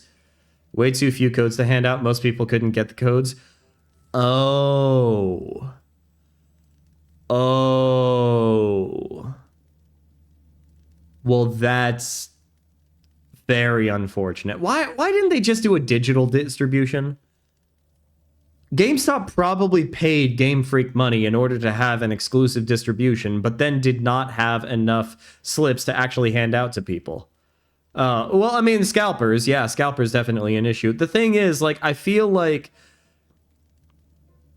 in order to pick up a thing like that, you would need to show that you own the game yourself, either by showing up with a physical copy of the game or by showing up with your Switch and then showing them that you have a digital copy of the game. I did a shiny distribution for all the Ruin Legendaries online. Yeah, and I feel like that would be better. Maybe GameStop wanted to pay for the exclusive right to have the shiny distribution and whatnot, and they just didn't have it within their business to, like, actually provide a good experience for people. GameStop is a business that struggles way more often than it should, and it is a real shame because they are the only main, like, nationwide distributor of video games, and I want GameStop to continue to exist.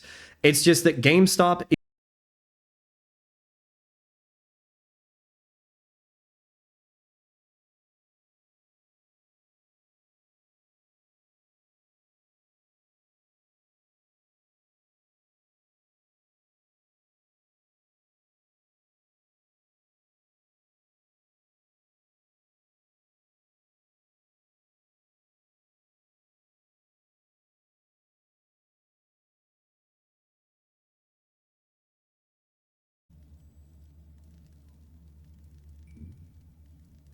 OBS Studio decided to disconnect and then reconnect.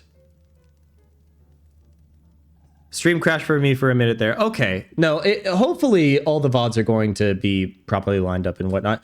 Oh, you know why it crashed? It's because we ended up getting a disgusting bot. Thank you, Twilight. The bot showed up and then ended up ruining us. Okay, no, we're so back. We're so back. 10 fireproof lizards. Can we do that? Fireproof lizard roundup?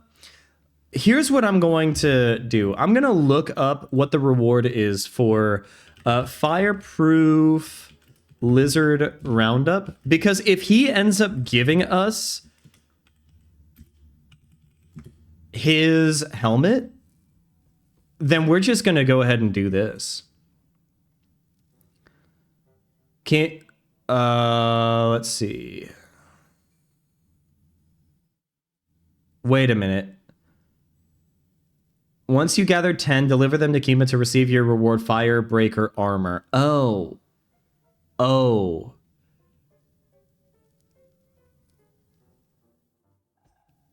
Okay. Well, I don't think that we're actually going to do this quest, truth be told. I don't think that we're going to... Okay, there's 2 right there. Because we already have the Firebreaker armor. Yeah. If he was going to give us the helmet, if he was going to give us like 2,000 rupees worth of clothes, then I would say, I'll give you 15 lizards, my friend. But no. He's going to give us the armor that we already have. No, we got the lizards now. Oh, we got another one up here, though. We got another one up here. Here's what I'm thinking. Here's what I'm thinking. We go back. We go back to the fairy lady. We upgrade our armor. We have ourselves a nice day. Man, I don't know why OBS crashed. Like, I didn't touch it or anything. About date everything, there's a built-in content-aware mode that warns you about datables with dicey... Oh, okay. That's nice. Still probably not going to play it on stream. Because I'd rather be safe than sorry. But it is nice that they have that. I don't know if that would necessarily be considered an accessibility thing, but I appreciate it. Especially for people who I guess are more sensitive to that sort of thing. Welcome back, boy. Yes. Let's do it, dude. Let's do it. It's nice because some of the characters there have some very dark stories. Oh, okay. All right, that's good to know. I would like you to enhance away. Yes. Cool.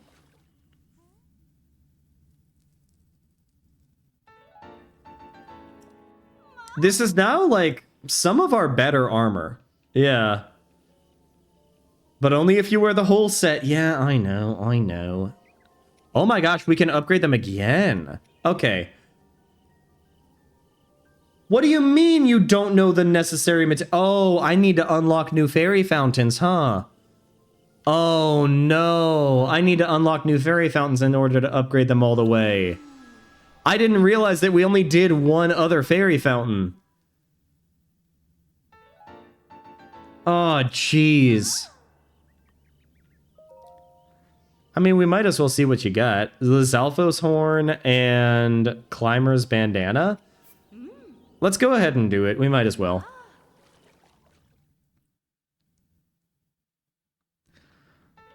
I have to remember where the other fairy fountains are in this game.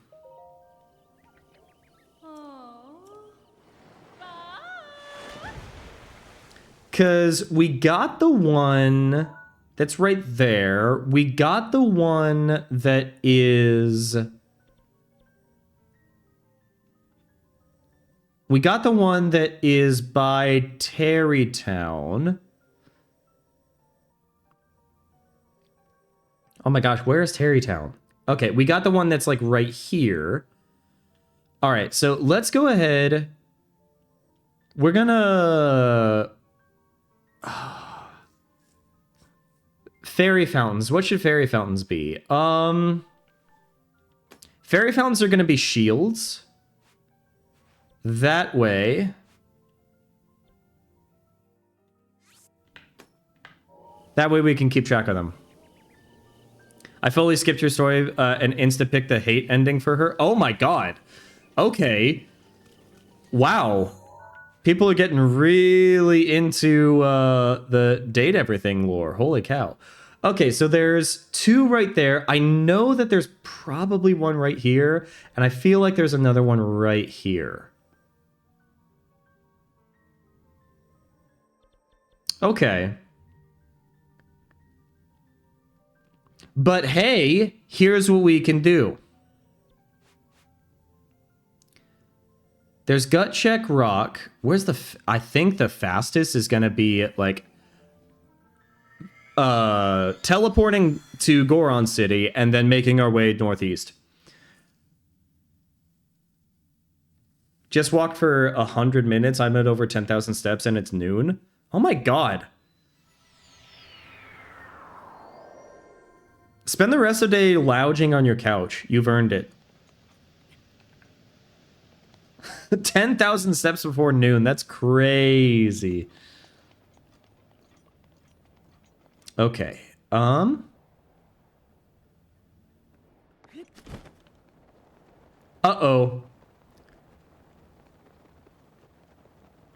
Uh-oh.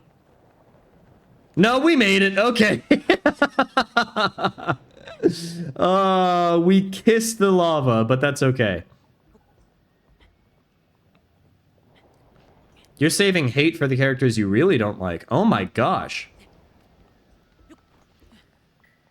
So there's love endings and there's hate endings, is what I'm hearing. Average at least 15,000 steps a day? That's pretty intense. That's pretty intense. But it's an admirable goal, and I think that you should be able to push it. Especially, like, if you end up taking your dog for a walk for at least some of those steps. That's luminous stone, isn't it? Oh no, the stone smasher is badly damaged. That's not good.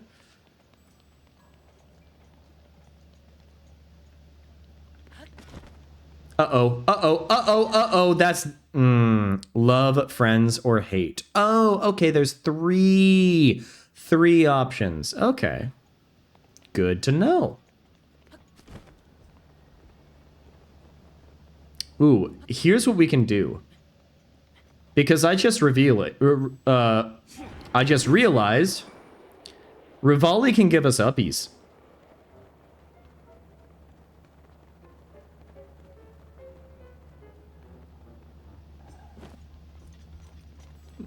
Oh, wait, hold up. Here's some gems. Here's some gems. We got a sapphire. We can take that to the bank. Oh, wait, hold up. This is a Korok. Where's the rock?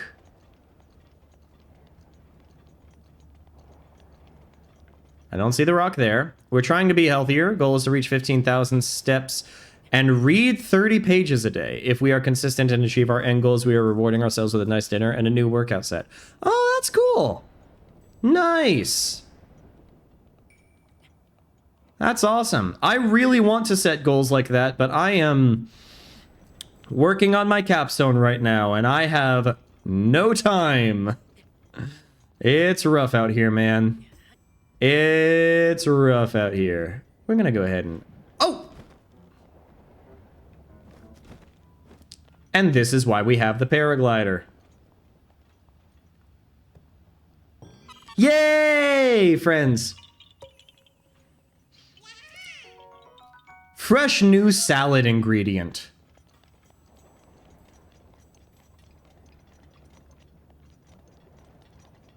Excellent. This whole time I completely forgot that we can do unlimited running.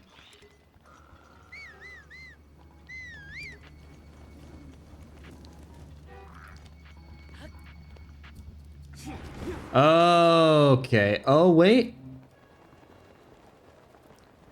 I know that there's a shrine over there. You know what? Let's do the shrine over here. Let's do it. Let's do it. Let's get distracted. This is the lovely thing that we have when we end up making a stream and we don't have a clear set schedule or a clear set goal. Sometimes we end up getting distracted. And it's all fine. Snack time? Okay, but with Chipotle Ranch, that would be so tasty. Are you kidding me? That would be absolutely delicious. I would gladly eat a Korok with some Chipotle Ranch.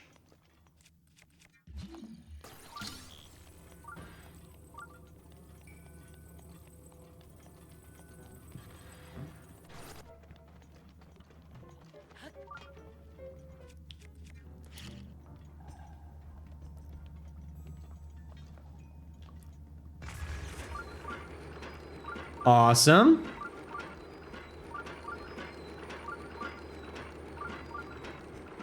Oh, our cape is being silly.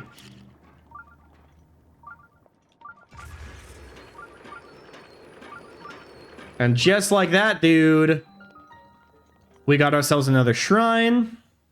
This is the friend I'm going to Japan. Oh my gosh. Need to get used to walking a lot for our trip. We need to be nice and healthy, body, mind, and soul. That's fair. Yeah, Japan's going to be a lot of walking. Japan's going to be a lot of walking. I really want to make my way to Japan one of these days. One of these days. It's not happening like super soon.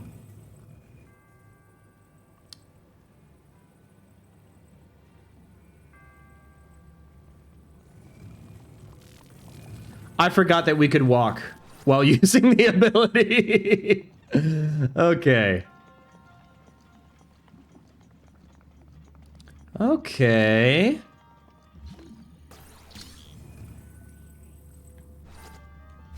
I see what we're doing here.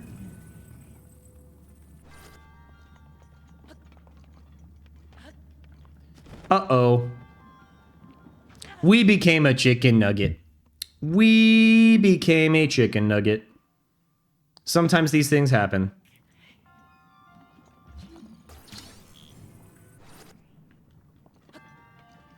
We became a chicken nugget.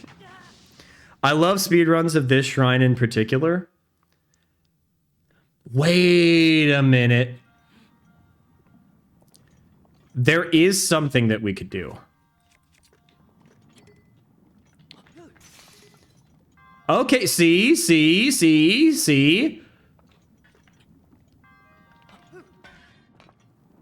Okay, hold up. It's super hot in Japan if Jaden Animations has taught me anything. See, the thing is, it's hot, but it's okay. Maybe we don't want to do that, actually. I've heard that, like, it's not just hot, it's humidity.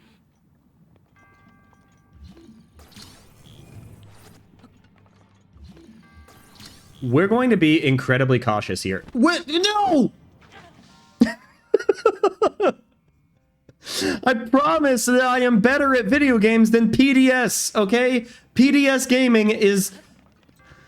I'm trying to be better. I'm trying to be better, okay? I'm not a video game journalist, I swear.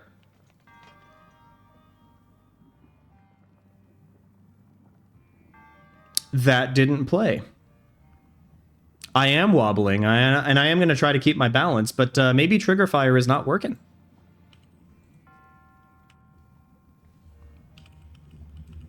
Let me see what I can do on my end real quick.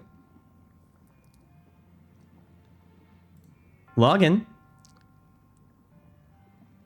Don't you have I do have magnesis. It's just I was trying to be silly. Let's go to sounds. Is this in trigger fire though? Yes.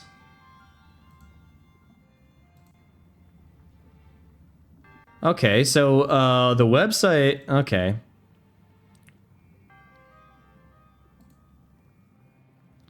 Yes, okay, we save that. Let me go ahead and try doing it with my end.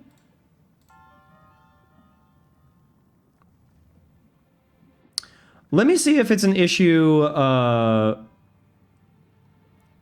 sound effects, background music. Hold up. There's alerts overlay. I want to make sure that you didn't waste your channel points here.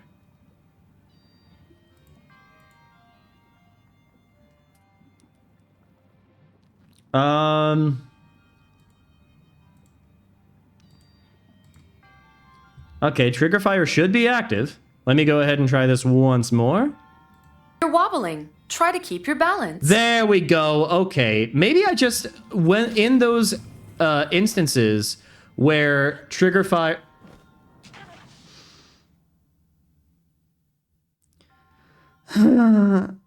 Maybe in those instances where I've run into trigger fire, I just need to reset the source in OBS. Maybe that's all that I need to do. There we go. Okay, that's what I'm talking about. That's what I'm talking about.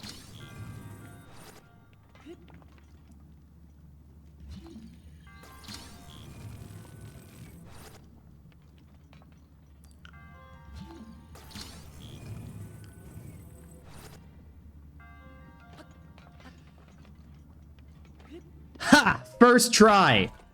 Look at that.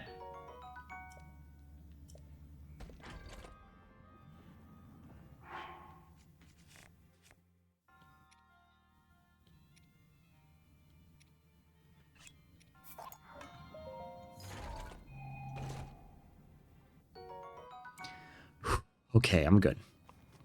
I'm good. I'm good. I'm fine. I'm solid. I don't know about the rest of you guys, but like I'm eating like a king right now.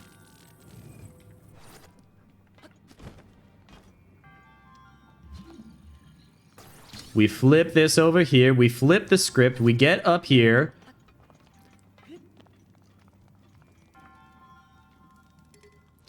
And then we get rid of this.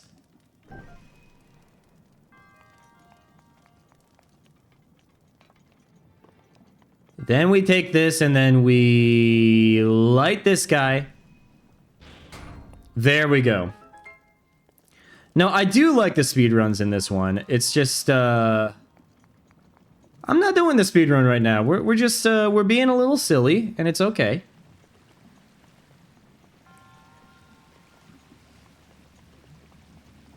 There we go.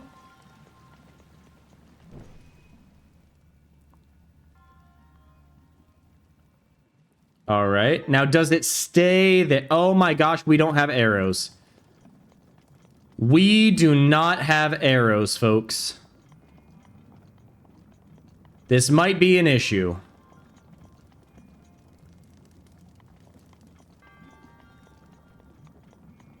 We don't have a single arrow to our name. Yep. All right. Now what we might be able to do... No. But that would have been funny. Okay.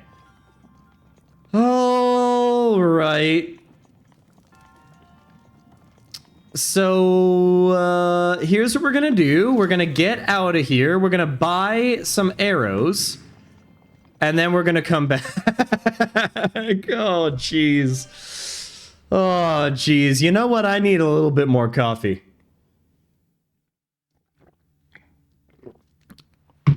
I need just a little bit more coffee. I think that's all we need. There we go. Goron City. Hopefully we're going to find some arrows here.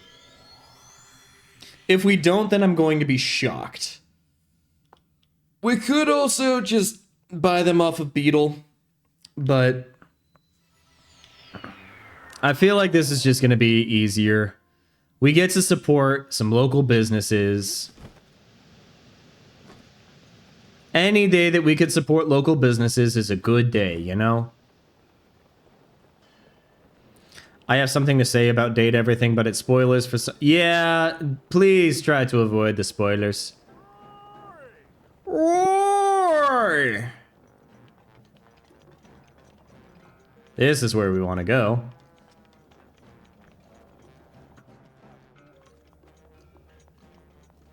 Those are fire arrows. Those are ice arrows. Where are your normal arrows, sir? You call yourself a proper business establishment? I say as I say that I want to support local businesses. Okay, fine. Let's go ahead and head to the stable. Let's go talk with Beetle. Beetle's never turned me down. Put it in the Discord and censor it? No, that's good. That's good. Thank you. I didn't read the second half of your message. I just saw spoilers and I went, "Eh!" But no, we're good. Okay. Here we go. All right, Beetle, where are you at? There you are. Don't think that you can run away from a guy like me. Come on. There we go. Wow. Okay. Hear me out. Owen Wilson should play Beetle in the Legend of Zelda movie.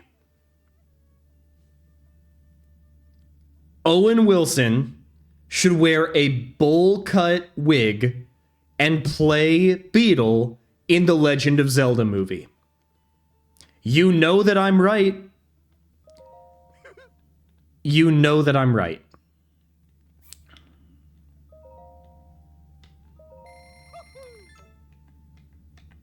Okay. We head back here. Oh my gosh, we still haven't even gotten that shrine. What are we doing? You got a point. I do have a point. I have a correct point. I have a 100% fair, valid, and accurate point. They should just put me in charge of, like, casting director roles. I could be trusted with the Mario movie script. I could be trusted with Super Mario Galaxy. Okay? I could be trusted with The Legend of Zelda. If you wanted me to make a live-action movie of Metroid, then there's all sorts of things that I could do there. Danny DeVito is single? Obviously, yeah. Obviously.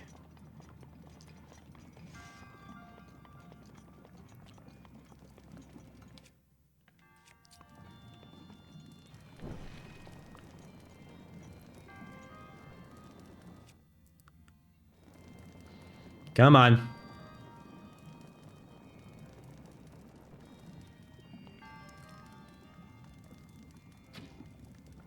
Where'd the flame go?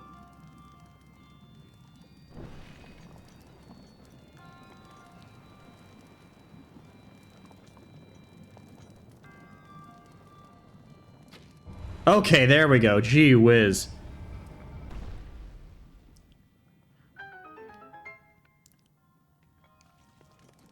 It's a pretty linear dungeon, all things considered, but, like, it's still fun. It's a very memorable dungeon.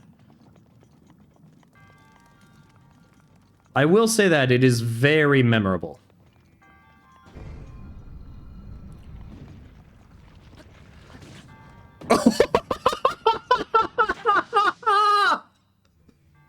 Oh my god! Oh my god! I have never seen as brutal of a hit in this game as what happened right there. Come on, game, bring it on. Bring it on. Wow.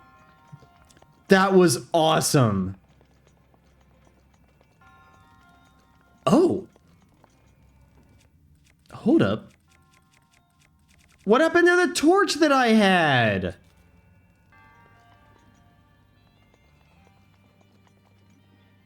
Oh my gosh, do I have to get the torch again?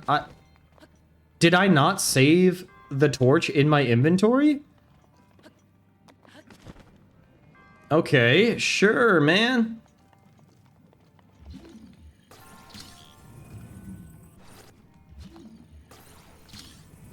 There we go.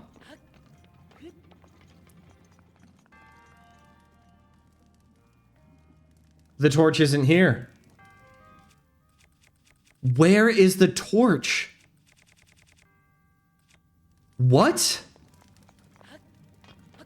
I am so confused.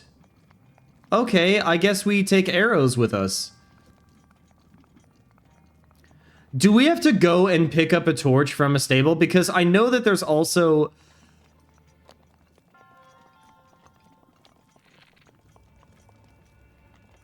No, because what we need to do...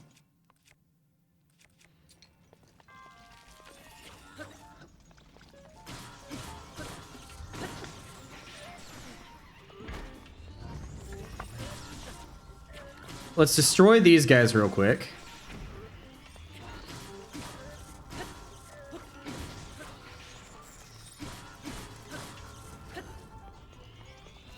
Okay, cool. So we got rid of those guys. What we need to do is... Maybe there's going to be some goodies in here. Maybe there's a torch in here. Maybe we'll be saved. Great Flame Blade. Okay. Sick. Cool. What do we get in this one, though? Okay, alright, I'll take it. I'll take it.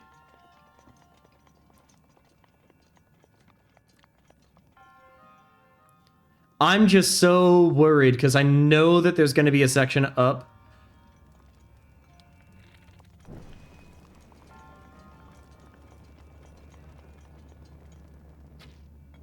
Okay. Yeah, don't we need a torch for this one?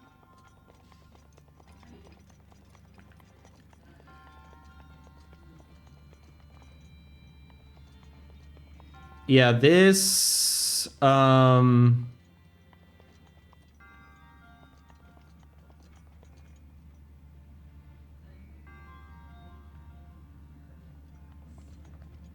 I'm confused.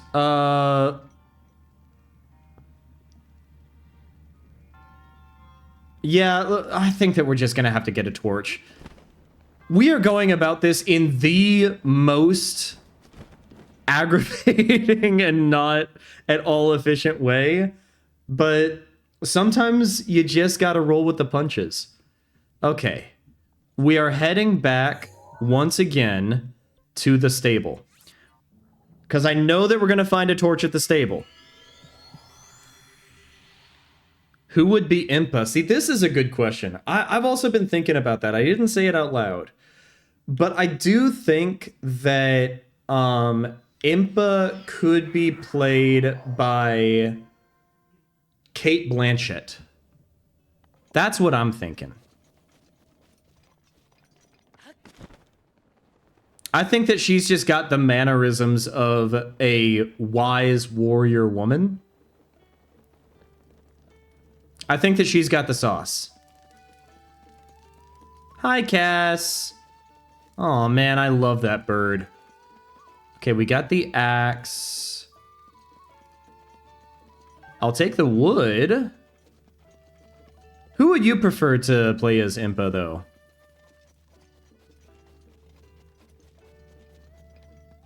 Are there any torches? There's an iron sledgehammer. That's awesome. Love how you can find one of those at basically every shrine. Or every, stable.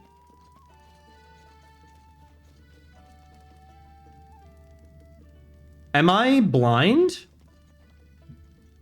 Or is there not actually a torch here? Okay, fine. We'll go to a better stable then. We'll go to a better stable and hopefully that one is going to have a torch for us. Inshallah, we will finish this shrine before the end of stream. I didn't realize that this little side quest was going to take us absolutely everywhere. But here we go.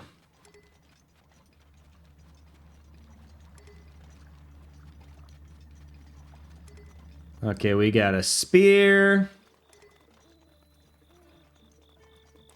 We got some mushrooms.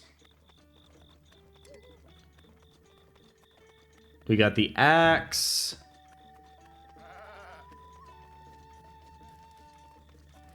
There we... Okay. All right, fine. Fine. We'll go ahead and we'll drop the stinking Korok leaf, and then we're gonna pick this guy up, and then we're gonna fast travel over here. I think the casting depends on whether the movie is set in the timeline where she's old or whether she's young. Fair. I think that Cate Blanchett would probably be kind of in the middle ground there. If she's young...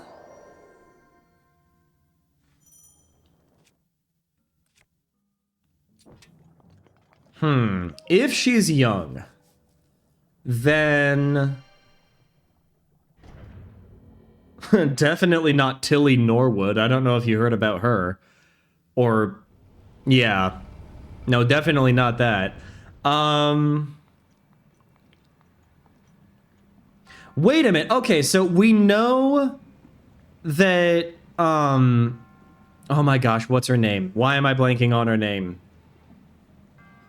The woman that everybody wanted to play Zelda, where the entire internet was basically like, yes, she would absolutely be perfect. Why am I blanking on her name? Hunter Schafer. Hunter Schafer would be a good Impa.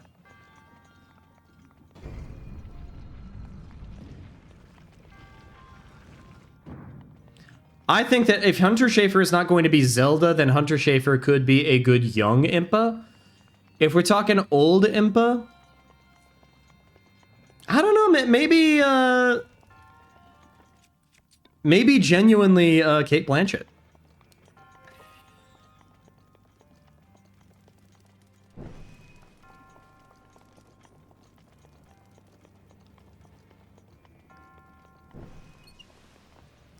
Oh, God. Oh, God.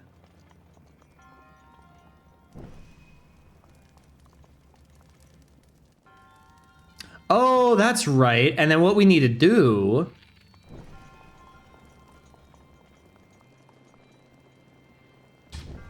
Ha-ha! Brilliant.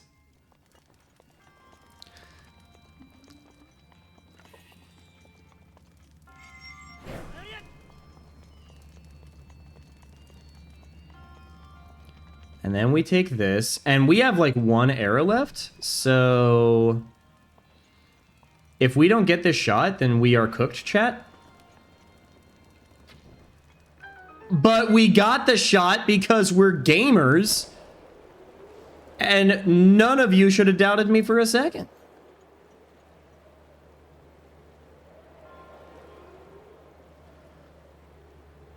Except now we need to bring the flame over here.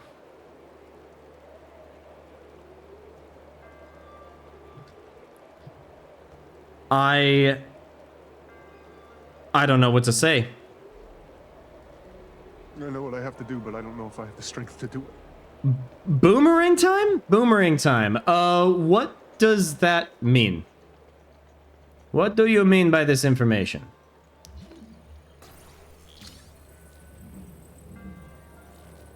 Let's open the chest. Let's see what we got in here.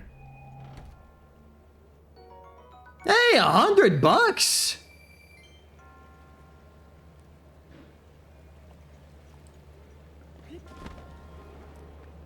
Whoa, hold up. There's another one. Throw a boomerang at the flame and then catch it. I don't know if I have... No, we keep that.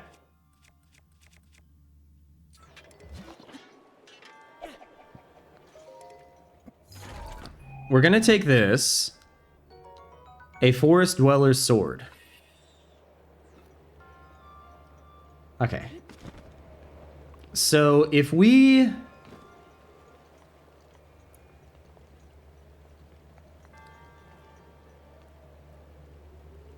I mean, we could light the sword on fire, I suppose.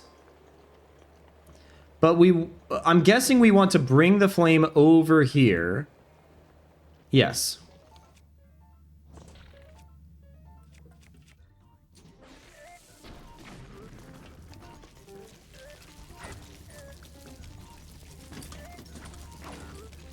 Man, I forgot how difficult of a shrine this is, actually.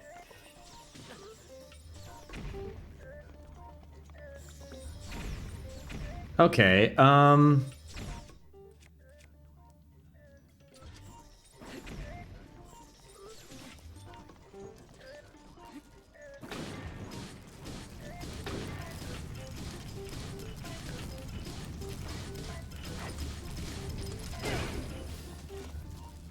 oh my God!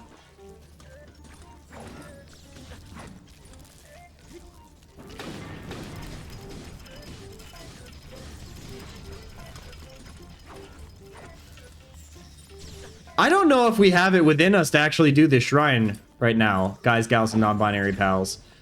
This is pretty rough.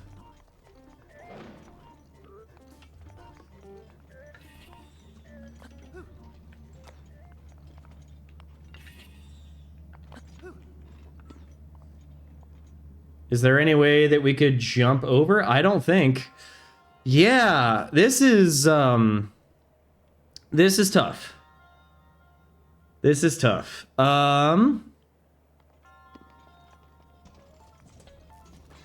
What if we grab this?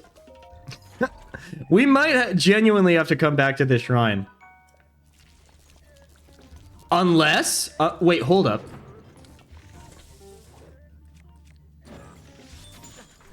No, no.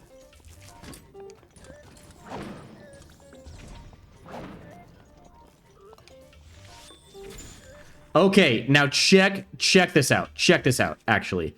This is gonna be huge. You guys won't even see it coming. You'll never see it coming.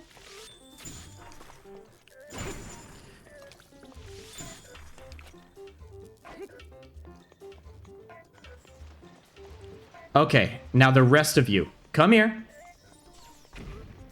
Come here, you coward. Come here, fight me like a real guardian.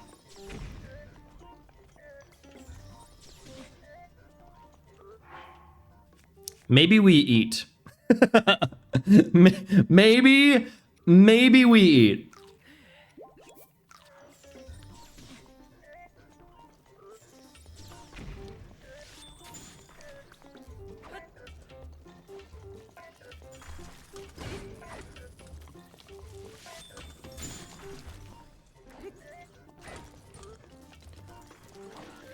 No! Oh my god! Okay, no!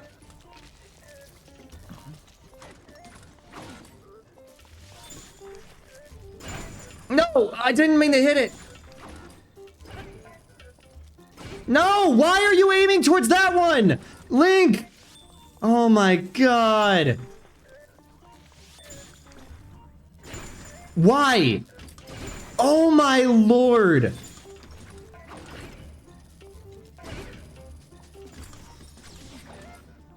I know that this makes me look like a game journalist, but honestly, I am.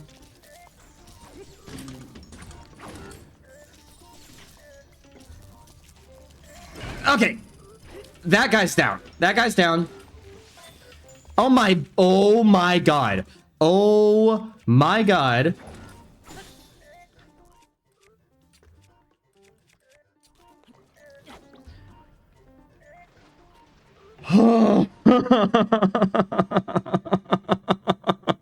Okay, we did it! We did it! Yay!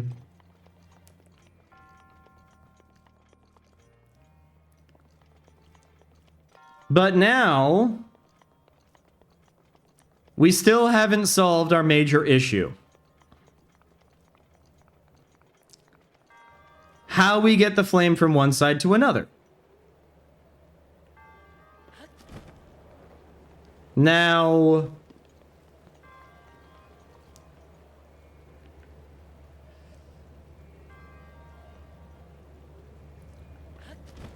here's what we could do, maybe?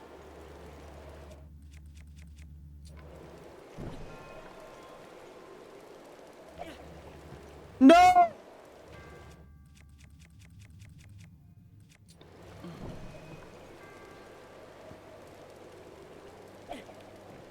Yo! Sick? Sick? Sick. Okay. So that's something.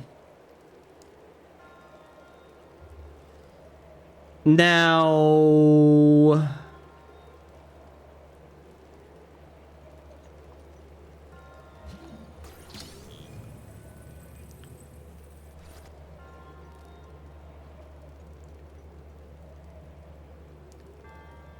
we need to keep the torch. So...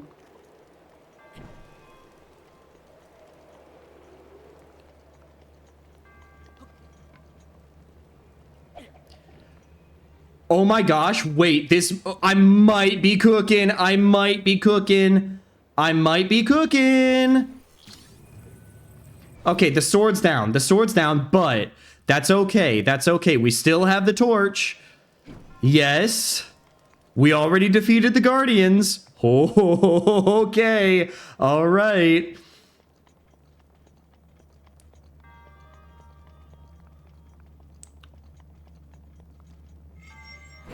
Okay, and then... nope. How did that not work? How? Okay.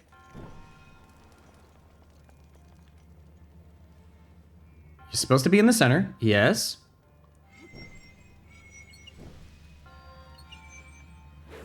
Okay. For some reason, the hitboxes are being silly, but that's okay. That's okay. Yes.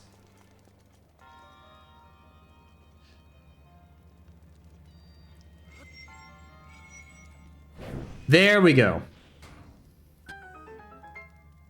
Look at that, dude!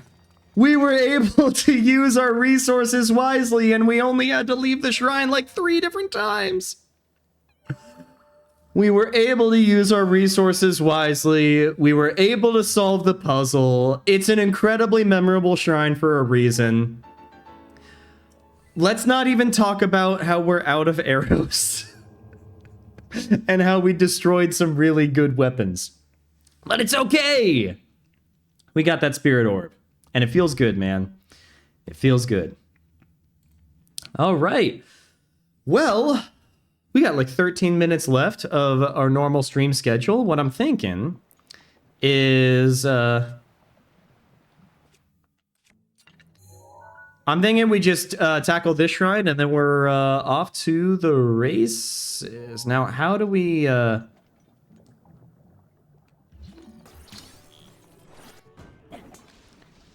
not what I meant to do.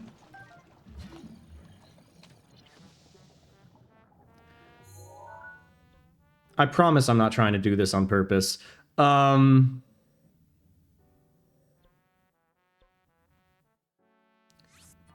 thinking we head over here and we just run across. That's what I'm thinking. All's well that ends well. And I mean, the way that I see it, we were also able to level up our fireproof armor as far as we could get it with the fairy fountain. So, like, as far as, like, the main goals for what I had for stream, we actually did a pretty good job.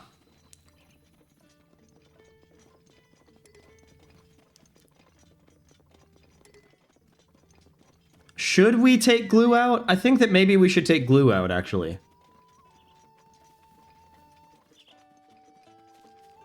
I feel like maybe we should do that. That's gonna make things a little bit quicker. I would like to take my horse. Yes. Even later reply because I need to disappear for a while, but very... Oh, nice. Nice, nice, nice. If you're riding on a road, your horse will just follow the path, as it's his instinct. Hi, Glue! Oh my gosh, it's been a while!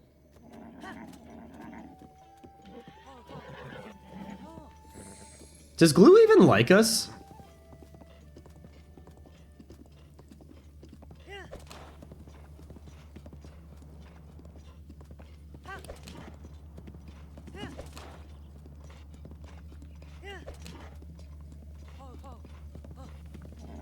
Oh, Glue's a good boy. Glue. Oh, okay, okay. Well, I would appreciate it if you stayed on the road, but that's okay.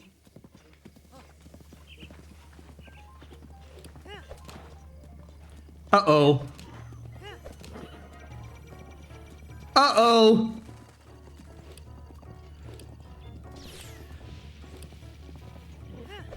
That's awesome. Ah! Maybe you stay there. Okay. Why did we go up that route? Okay. Maybe we could... We've got one more Rivali's Gale before we end up, like, recharging. So what if we head here?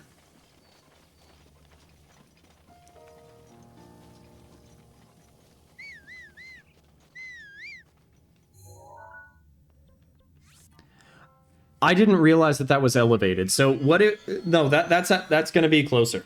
It's going to be closer. It's fine. Ooh, time to stretch. I am really excited for tonight. I don't know if I mentioned this. Like, I know that I am very busy with homework and everything, but it is always very important when, even in those times where you feel incredibly busy, that you dedicate at least a little bit of time to relax and to build relationships. Long story short, I'm having a game night with friends tonight, and I'm very excited for it. We're probably going to be playing some Golf It, and it's going to be a lot of fun. We might end up playing some Killer Floor 2. I don't know if anybody has ever played that game, but it is pretty darn fun. It is not a game that I would play on stream, but it is a horde shooter.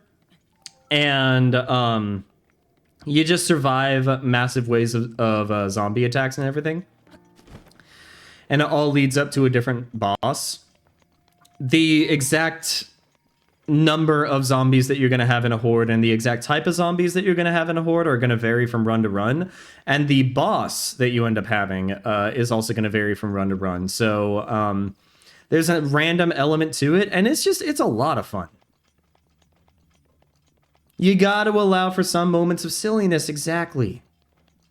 All work and no play makes Jack a dull boy. I am going to have to start doing a lot more homework on the weekends, though, and I'm not looking forward to that. But such is the nature of being in grad school. It's sad, but posted something awesome in Discord. Is this something I'm going to want to look at before the end of stream, Twilight? Like, looking at now? Or... Oh, no? Okay. All right. Wait a minute. You said posted something awesome in Discord. You also said that you were going on a Costco run. Are you posting a picture of the $1.50 quarter-pound all-beef hot dog and 20 ounce drink with free refill? Oh, it's about horses? Okay. All right. When you say horses, do you mean actual horses or do you mean Uma Musume?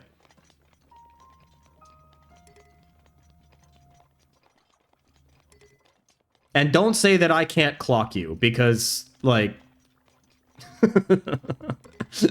Because I don't think it's actually about horses. Okay, alright, alright. I wonder,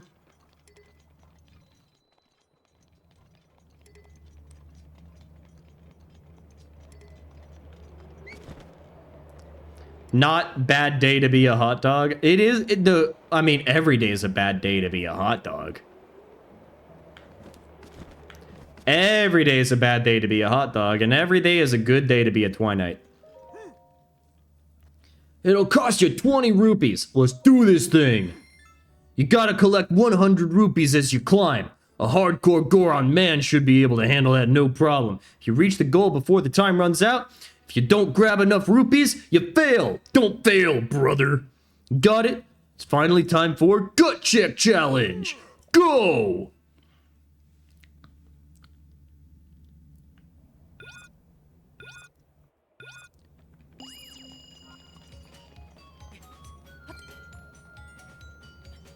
You got 3 minutes.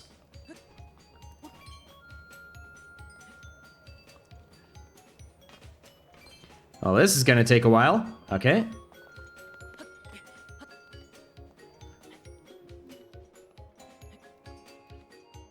Okay. Okay, there's a fiver. There's a fiver.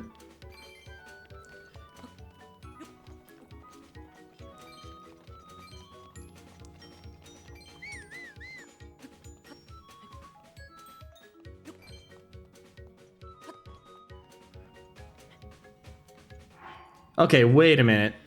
Check this out. Climbing bandana.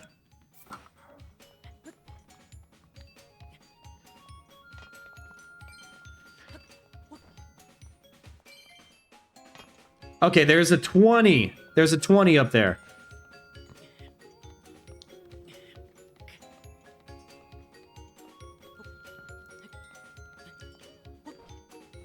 Okay.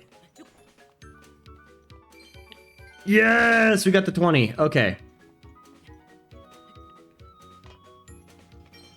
21.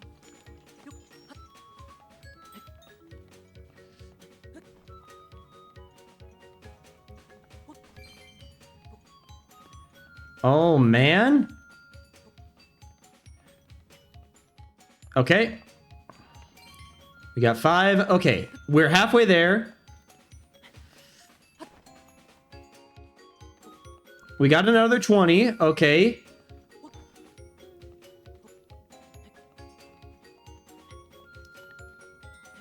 There we go.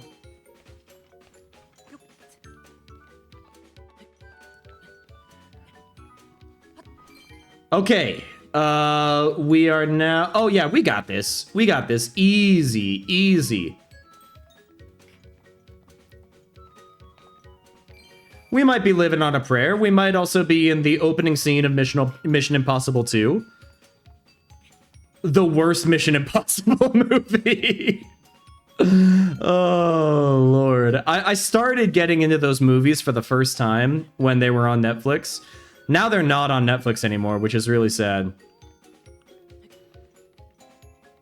Because I do think that there's some really good cinema, especially in the first movie. And I want to see where Ethan's character goes.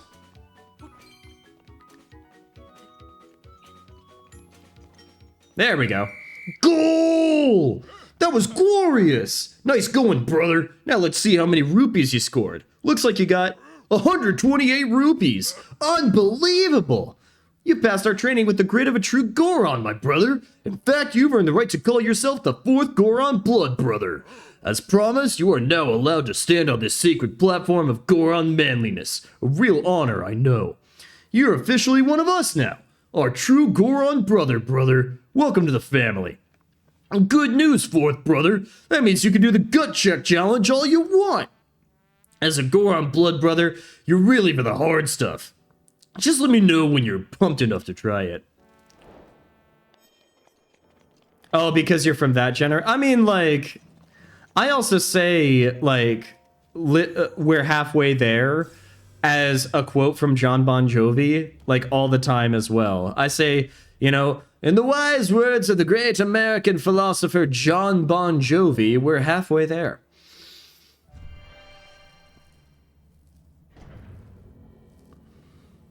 I didn't even realize I said halfway there.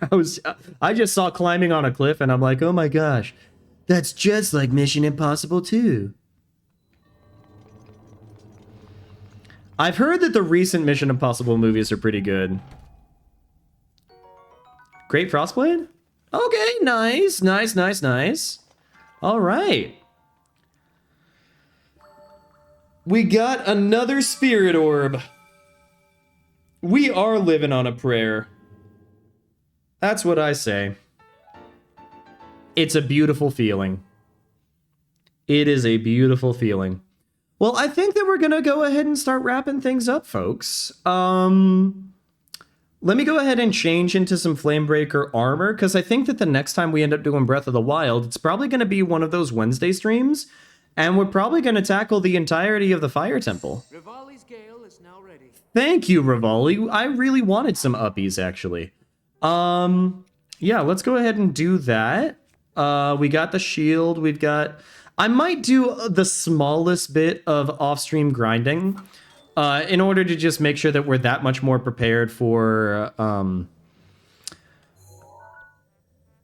tackling Vod Lizard. But, mostly just get some arrows and whatnot. But, yeah, I want to make sure that we can set ourselves up for success next go around. But if you like the content, and you would like to see more Zelda content, some more indie game content, we're in the middle of a playthrough of Hollow Knight right now. And that has been a lot of fun. And if that sounds fun, consider dropping a follow.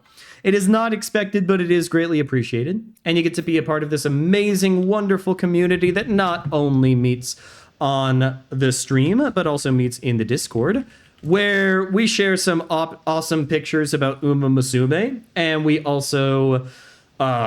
we share food pictures, we share pet pictures, we all in all have a great time. If you aren't able to make it to every stream, I do also have a VODs channel. Consider following me up on YouTube. And if you want just the clips and just the highlights, then consider following me on my socials like TikTok, Instagram, and on Blue Sky. When we stream again, we're going to be meeting, we're most likely going to be streaming on Wednesday of this upcoming week. There is a chance that throughout October and November, I might end up taking a Wednesday or a Saturday off every now and then, just because I am working on my capstone project. It involves creating basically an entire mini course, and it also involves doing academic level research for a paper that is actually going to be published. It involves a literature review and everything. It's going to take a lot of effort on my end, and I just want to make sure that if I do end up streaming, I still want it to be a good quality experience for you guys. And I also want to make sure that I produce good quality work for my master's program. So this is going to be the one time in the program where if I have to sacrifice a stream every now and then, it might end up happening. But we do plan on streaming on Wednesday, where we're probably going to be doing either Breath of the Wild or Hollow Knight. Whatever we do on Wednesday, we're going to do the other game on Saturday, most likely. So be on the lookout for that. But in the meantime, I hope you guys have a fantastic rest of your weekend. And wherever you are in the world, stay safe. I hope to see you next week, everybody.